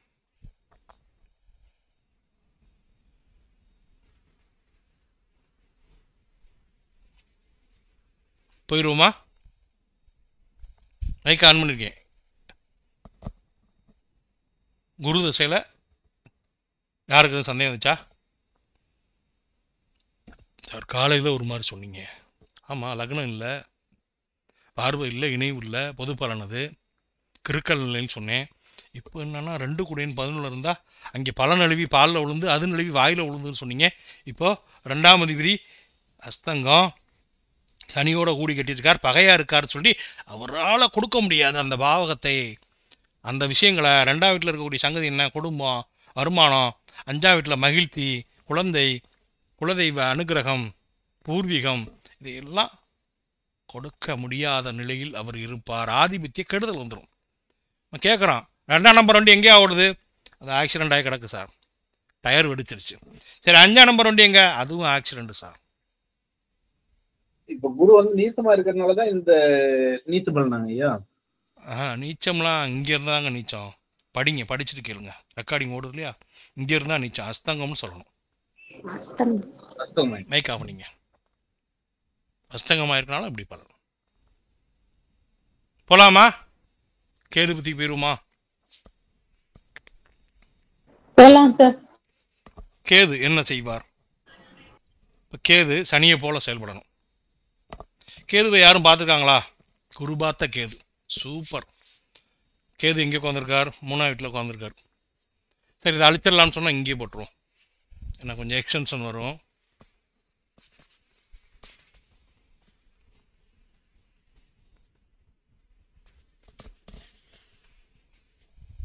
இப்போ கேது நான் அமர்ந்த வீட்டின் அதிபதி போல செயல்படுவார். முதல்ல உட்காந்த பாகத்தை கெடுப்பார், 3ஆம் வீட்டை கெடுப்பார். கேதுக்கு ஒரு பலன் சொல்லணும். இப்போ முயற்சியில் சின்ன தடைகள் வரும். சகோதர உறவுகளில் கொஞ்சம் அனுசரித்து போங்க அப்படின்னு சொல்லிடணும். அதுக்கடுத்து அவர் யாரை போல் செயல்படுவார்னா, உட்கார்ந்த வீட்டின் அதிபதி போல் செயல்படுவார். அவர் 3 நாளுக்கு சொந்தக்காரன். அவர் 11ஆம் வீட்டில் இருக்கார். அடுத்து இந்த கேதுவை குரு பார்த்துருக்கார். குருவை போல் செயல்படணும். இப்போ அஸ்தங்க அடைஞ்ச குருன்னு எடுக்கக்கூடாது. இப்போ 2-5க்கு அதிபதி 11ல் இருக்கார். அடுத்து அந்த கேது வாங்கிய சாரநாதன் அப்படின்னு பார்த்தீங்கன்னா, இங்கே உத்திராட நட்சத்திரம் வரும். உத்திராடம் 3ஆம் மாதம் சூரியனோட நட்சத்திரம். அப்போ சூரியனை போல் செயல்படுவார். அப்படின்னா 10 குடையவன் 11ல் இருக்கான். இப்போ ஒரு மல்டியாக கலப்பாக தான் சொல்லணும். முதல்ல கேது ராகு கேதுகளை பொறுத்தவரை ஏதாவது ஒளி கிரகம் பார்த்துருச்சுன்னா ஒன்றும் கெடுக்காதுங்க. குரு பார்த்துட்டார், கோடி குற்றம் நீங்கும். இந்த கேது எங்கே உட்காந்துருக்காரு? சரராசியில் இருக்கார். ஸோ சரராசியில் இருந்து அண்ணா நம்ம சொல்லிடலாம் அழகா, புறப்பட விட்டு வெளியிடம் போனால் சிறப்பாக இருக்கும். அந்நியர்கள் மத்தியிலே வாழ சொல்லிடணும். 3ஆம் வீட்டில் கேது, குரு பார்வையில் கேது, குரு பார்வையில் கேது சரராசியில் அமர்ந்து புத்தியை நடத்துகிறார். அந்நியர்கள் மத்தியிலே வாழக்கூடிய நிலை, பிறப்படமிட்டு வெளியிடம் சென்றால் நலம். அவர் சனியை போல செயல்படுவார் அப்படின்னு பார்த்தீங்கன்னா, 3ஆம் அதிபதியாக இருந்து 11ல் இருக்கார். இப்போ ஆதிபத்தியம் வேலை செய்யும். இங்கே அஸ்தங்கம்லாம் இப்போ எடுக்கணும். சனியோட திசையிலலாம் அஸ்தங்கம் எடுத்துக்கணும். இப்போ 3 கூடயும் 11ல் இருக்கான். சுயமுயற்சியால் மேன்மை உண்டு. 4ஆம் அதிபதி 11ல் இருக்கான். வீடு வண்டி வாகனங்களால் ஆதாயம் உண்டு. 2 கூடயும் 11ல் இருக்கான். வருமானம் ஓரளவு இருக்கும். 5 கூடயும் 11ல் இருக்கான். மகிழ்ச்சி உண்டு. அதே நேரம் 10ஆம் அதிபதி 11ல் இருக்கான். ஜீவனம் உண்டு. மொத்தத்தில் இந்த கேது குருவின் பார்வையில் இருப்பதால், அவர் ஒளிபெருந்தியவர் பார்வையில் இருப்பதால், இவருடைய இருள் நீங்கி சரராசியில் இருப்பதால் இந்த கேது தசா இவருக்கு சனி தசா போல செயல்பட்டாலும் கூட குருவோடு இணைந்த சனி. சூரியனோட சார வேற வந்துருச்சு. இப்போ சூரியன் விடுவிக்கணும். யார் யாரை விடுவிக்கணும்? குருவையும் விடுவிக்கணும், சனியை விடுவிக்கணும், புதனை விடுவிக்கணும். மொத்தத்தில் இந்த கேது என்ன பண்ணிடுறாரு? அப்படி வந்து எல்லாத்தையும் ஓப்பன் பண்ணுறாரு. ஓப்பன் பண்ணுறப்ப வருமானம் இருக்கும், லாபம் இருக்கும், குழந்தையால் ஆதாயம் இருக்கும், ஜீவனம் இருக்கும், சுயமுயற்சியால் மேன்மை இருக்கும், வீட்டால் வண்டியால் வாகனத்தால் ஆதாயம் இருக்கும். ஆனால் முயற்சியில் சின்ன தடை இருக்கும். ராகுகளை புரிந்து கொள்வது அப்படிங்கிறது உச்சநிலை வகுப்புகளில் தொடர்ச்சியாக ஆய்வு செய்யும்போது புரியும். இருந்தாலும் இப்போ சந்தேகங்களை கேளுங்க. ஐயா, அந்த கேது வந்து இப்ப குருவோட பார்வை பெறலைன்னா பலன் மாறுங்களா ஐயா? ஆமா, சனி செவ்வாய் பார்த்துட்டு அந்த கேது தசை பயங்கரமா கெடுத்து விடும். மாறாக கேது தசையில மட்டுங்களா இல்ல பொதுவான? கேது புத்தி தான் இப்போ நடக்குது. புத்திலையும் அடிக்கும், தசையிலையும் அடிக்கும். ஐயா குரு அதிசாரம் அப்படின்னா ஐயா? இல்லை, அதிசாரம் இதெல்லாம் விட்டுருங்க. அதிசாரம்னா என்ன? பக்கத்து கட்டத்துக்கு போகிறது. அதிசாரம்னா என்னென்னா, இப்போ ஒரு ராசியில் 1 வருஷம் தான் இருக்கணும். 1 வருஷம் ஒரு ராசியில் இருக்கணும்.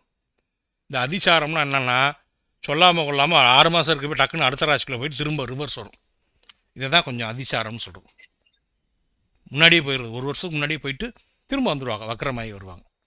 அதிசாரம் என்பது இந்த 12 மாதம் வரை ஒரு ராசியில் இருக்க வேண்டிய அந்த நபர், 12 மாதம் இருக்க வேண்டியவர் ஒரு 6 மாதம் 7 மாதத்தில் திடீர்னு அடுத்த ராசிக்கு வேகமாக போயிடுவார். ஸ்பீடாக போயிட்டு மறுபடியும் ரிவர்ஸ் ஆகி வந்து வக்கரமாகி வந்து நிற்பார். சரிங்க சார், இந்த பார்வைன்றது வந்து சூரியன் பார்த்தா விட பரவாயில்லையா சார்? அது யாருக்கு? கேதுவே சூரியன் வந்து லக்னத்துக்கு வந்து 10ஆம் அதிபதி பார்த்தா நல்லதுதான். அப்படி பார்த்தாலும் கேது வந்து யாரோடலாம் இருக்கலாம்னா ராகுகேதுகள் 1-5-9 கூடியவர் பார்வையில் இருக்கலாம். ஏன்னா 1-5-9 கூட நன்மை செய்யவன் தானே நமக்கு. அடுத்து ராகுகேதுகள் 1-5-9 பாவகங்களில் இருக்கலாம், 10ஆம் அதிபதியின் பார்வையில் இருக்கலாம், 10ஆம் அதிபதியின் சாரத்தில் கூட இருக்கலாம். இருந்தால் நல்லது. ஆனால் முதல்ல ராகுக்கு வீடு கொடுத்தவன் நல்லா இருக்கானான்னு பார்க்கணும். கேதுக்கு குரு சுக்கிர ஒளியில இருக்காங்களான்னு பார்த்துக்கணும். சார் நான் கேக்குறது அந்த கேள்வி இல்ல சார். இப்ப குரு பார்வையால அது பலம் பெறாரு கேது. ஆமா. அதே மாதிரி சூரியன் 7ஆம் பார்வையை பார்த்தாருன்னா உங்களுக்கு பலம் பெறுவாரான்னு கேட்கிறேன் சார். சூரியன் பார்க்கறனால கெட்டலாம் போகாது. இங்க லக்னத்துக்கு ஒரு 10ஆம் அதிபதி இல்லையா, அப்ப 10ஆம் அதிபதி போல செயல்பட போறாரு இல்லையா. ஒரு கலப்பு பலன்ல ஒரு நல்ல பலன். ஒரு மனுஷனை உயர்த்தக்கூடியது 1-5-9 10 கூடியவன் தசை சார். ஸோ அந்த வகையில் 10 கூடியவன் பார்க்குறான். ஆனால் குரு கிட்ட தான் ஒளி இருக்கு, சூரியன்கிட்ட ஒளியும் இல்லை, ஒன்றும் இல்லை. சூரியன் ஒளி இல்லைங்களா சார்? ஒளி இல்லை மீன்ஸ் வந்து என்னன்னா அவர் பெரிய நட்சத்திரம், ஒரு கிரகமே இல்லை. அவர் உட்காந்த விட்டையும் கெடுக்க மாட்டார், பார்த்த விட்டையும் கெடுக்க மாட்டார். பக்கத்தில் வந்தவங்களாம் அஸ்தங்கம் பண்ணுவார். இந்த மாதிரி எடுத்துங்க சார். இப்போ கேது எப்படி சார் குரு சூரியன் தான் விடுவிப்பாரு? கேது விடுவிக்க மாட்டார்.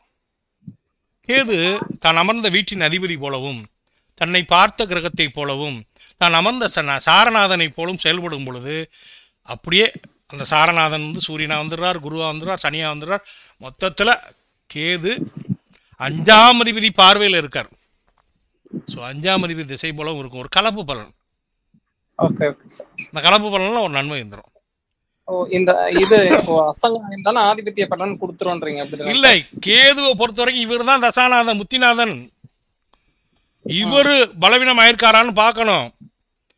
இவருக்கு கீழே உள்ளவங்களெல்லாம், இவங்களுக்கு கீழே உள்ளவங்களாம் அஸ்தங்கத்தெல்லாம் பார்க்கக்கூடாது, கிரகணத்தை பார்க்கக்கூடாது. ஆதிபத்தியம் மட்டும் எடுத்துக்கணும். மற்றெல்லாம் காரவத்துவத்தை அஸ்தங்கத்தை எடுக்கக்கூடாது. கேதுவால யாரும் கிரகணம் ஆயிருந்தா எடுத்துக்கலாம். Thank you sir. சரிங்க. இப்போ எவ்வளவு நேரம் பார்த்துருப்போம்? 1.25 மணி நேரம் பார்த்துருக்கோம். இப்போ நம்ம ஒரு 2 நிமிஷத்தில் டிஆர் சிஸ்டம் போட போகிறோம். இது திரும்ப சொல்லிக் கொடுக்குன்னு சொல்லக்கூடாது. டிஆர் சிஸ்டம் ஏற்கனவே எடுத்தாச்சு. சரி, இப்போ பாருங்கள். நடக்கிற புத்தி கேது புத்தி, அப்போ சனி புத்தின்னு எடுத்துக்கணும். நடக்கிறது சனி புத்தி.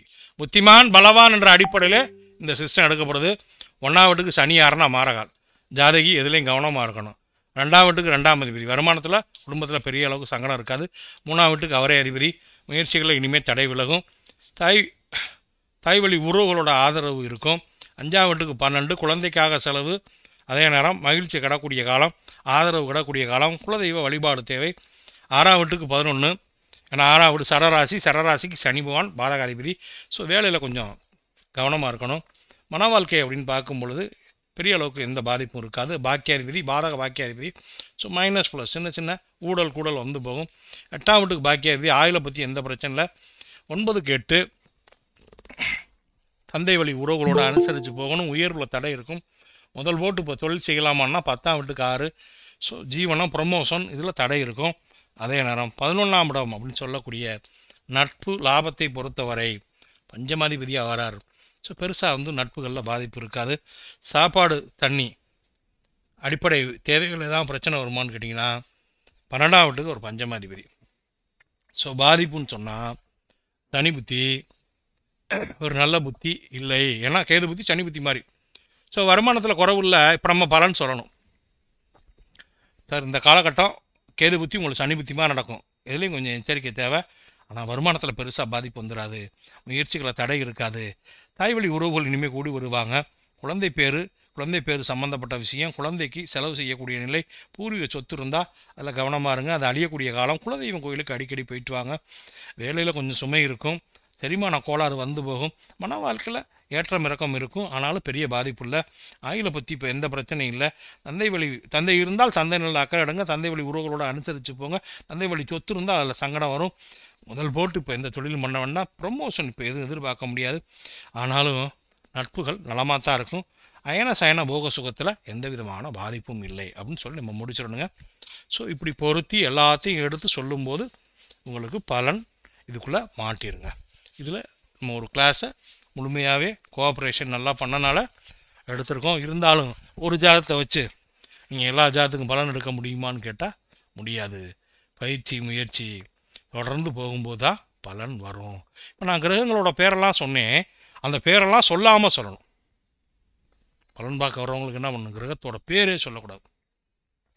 சார் கிரகத்தோட பேரே சொல்லாமல் எப்படி சார் சொல்கிறது அப்படின்னு கேட்டிங்கன்னா, நீ கிரகத்தோட பேரை மனசுலாம் வச்சுக்கணும். நான் வாத்தியார், உங்களுக்கு சொல்லிக் கொடுக்குறனால சொல்கிறேன், எல்லாம் புரியலன்னு 10 பேர் கேள்வி கேட்பீங்க. இப்போ நம்ம எடுத்துடுறோம், டேட் ஆஃப் பர்த்து சொல்லணும். இப்போ பலன் சொல்ல போகிறோம் அப்படின்னா என்ன செய்யணும் அப்படின்னா, நம்ம சொல்லணும், நீங்கள் பிறந்தது 16/10/1981 8:59 AM கண்டி ஸ்ரீலங்காவில் பிறந்துருங்க. உங்களோட ராசி ரிஷபராசி, கார்த்திகை 3ஆம் பாதம், விருச்சிக லக்னம். சரியா அப்படின்னு கேட்டுக்கணும். கன்ஃபர்மேஷனுக்கு அப்புறம் தான் அடுத்து ப்ரொசீட் பண்ணணும். சரி அப்படின்னு சொல்லிட்டாங்க. சரிங்க, இப்போ நாம் ஜாதகியோட பலனை சொல்ல போகிறோம். முதல் எடுத்தோம் மெரிட் தான் சொல்லணும். சரி, உங்களுக்கு ரொம்ப நாகரிகமாக வாழ நினைக்கக்கூடியவராக இருப்பீங்க. நல்ல கற்பனை உள்ள உண்டு. இருந்தாலும் கொஞ்சம் அவசரம் கோபம் தவிர்த்துக்கங்க. இதுலேயும் நிதானித்த போகு மந்த தடை தாமதம் லேசினஸ் தவிர்த்துட்டா இன்னும் மேலான நிலைக்கு வந்துடலாம். அதே நேரம் எப்பவும் கையிருப்பில் கவனமாக இருங்க.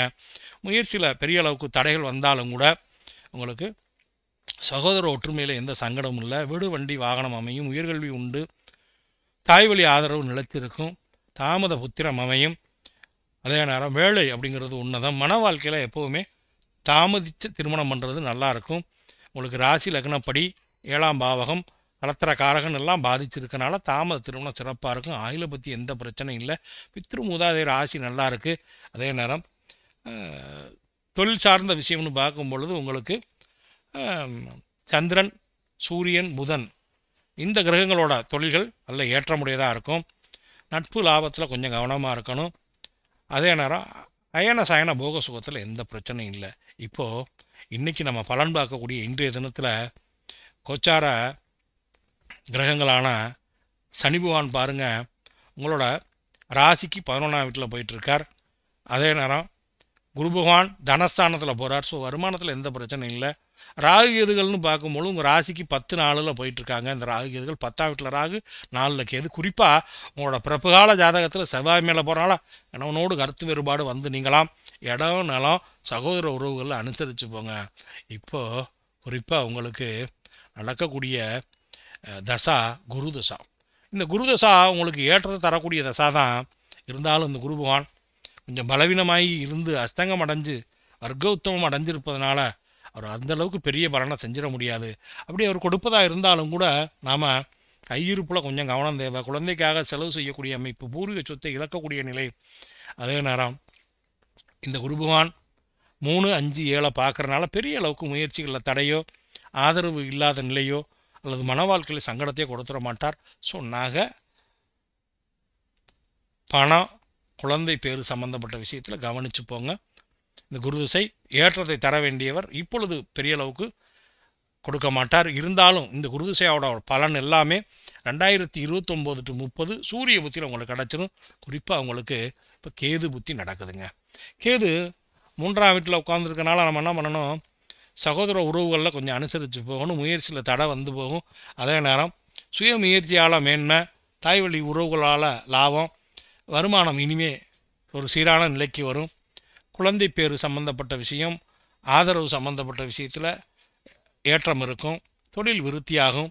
மொத்தத்தில் இந்த கேது தசா குரு பார்வையில் சரராசியில் இருக்கனால பிறப்படம் விட்டு வெளியிடம் போனால் நல்ல ஏற்றம் இருக்கும். இருந்தாலும் இந்த கேது புத்தி நமக்கு சனி புத்தி போல் செயல்பட காத்திருக்குங்க. அப்போ சனி புத்தி போல் செயல்படும் அப்படின்னா அவர் என்ன செய்வார் அப்படின்னு பார்த்தீங்கன்னா, நமக்கு இந்த சனி புத்தியை பொறுத்த வரைக்கும் நமக்கு இப்போ சனி புத்திக்கு வந்துடுவோம். சனி புத்தி மாதிரி நம்ம ஒரு ட்ரான்ஸ்ஃபர் பண்ணிக்குவோம். 2020 உங்களுக்கு சனி புத்தி நடந்திருக்கு. நான் உங்களுக்கு புரியணும் இல்லையா? குரு புத்தியா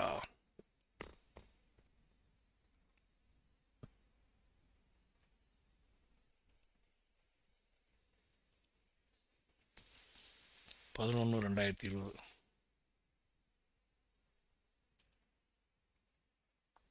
சரி, இப்போ நம்ம பலனை சொல்லணும். இங்கே பார்க்கணும், பலனை சொல்லணும். ஸோ இப்போ நடக்கக்கூடிய இந்த கேது புத்தி உங்களுக்கு சனி புத்தி போல் செயல்பட இருக்குது. எதுலேயும் கவனம் தேவை. இருந்தாலும் கையிருப்பில் பெரிய சங்கடம் இல்லை, குடும்பத்துலேயும் பெரிய சங்கடம் வந்துடாது. இனி முயற்சிகளில் தடை விலகும். தாய்வழி உறவுகளோட இணக்கம் நல்லா இருக்கும். குழந்தைக்காக செலவு, குழந்தை பேருக்காக செலவு. அதே நேரம் பூர்வீக சம்மந்தப்பட்ட விஷயத்தில் கவனமாக இருக்கணும். குலதெய்வம் கோயிலுக்கு அடிக்கடி போவாங்க. பணியில் கொஞ்சம் சிரமம் இருக்கும். வயிறு சம்மந்தப்பட்ட உபாதை வந்து போகும். மன வாழ்க்கையில் ஏற்றம் இறக்கம் இருக்கும். இருந்தாலும் பெரிய அளவுக்கு பாதிப்பு வந்துடாது. ஆயுளை பற்றி இப்போதைக்கு எந்த சங்கடமும் இல்லை. தந்தை இருந்தால் தந்தை நிலையில் அக்கறை எடுக்கணும். தந்தை வழி உறவுகளோடு அனுசரித்து போகணும். உயர்வில் சின்ன தடை இருக்குது. இப்போ ப்ரொமோஷன் எதுவும் எதிர்பார்க்க முடியாது. முதல் போட்டு இப்போ எதுவும் செய்ய வேண்டாம். இருந்தாலும் நட்புகள் நல்ல நிலையில் இருக்காங்க. பெரிய அளவுக்கு அடிப்படை விஷயமான அயன சயன போக சுகத்தில் எந்த விதமான சங்கடமும் இல்லை அப்படின்னு சொல்லி முடிச்சிடணுங்க. ஓகே, ஏதாவது ஒரு ஐடியா கிடைச்சா?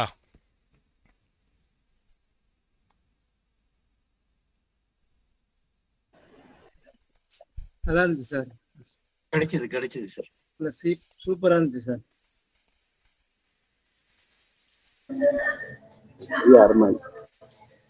தெளிவா இருந்துச்சுங்க. தெளிவா புரிஞ்சுது சார். ரைட்டுங்க. நல்லா புரிச்சுதுங்க சார். ஸோ இப்படி தான் நீங்கள் எடுக்கணுங்க.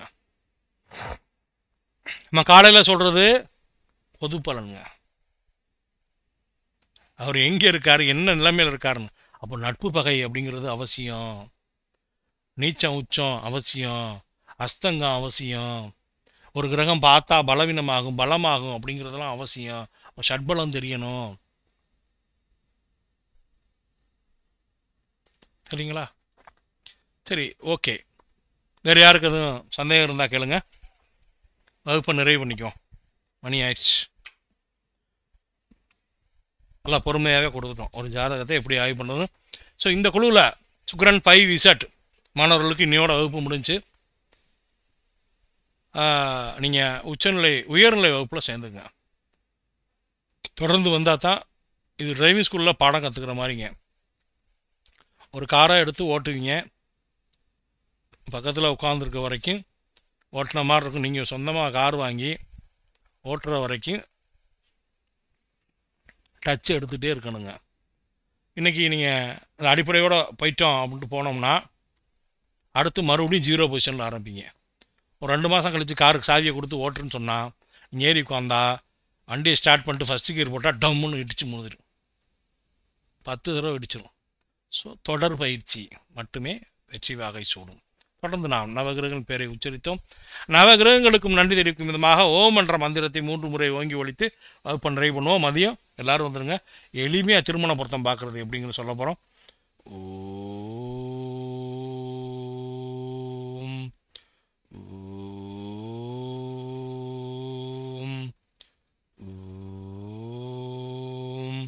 நன்றி. Stop recording.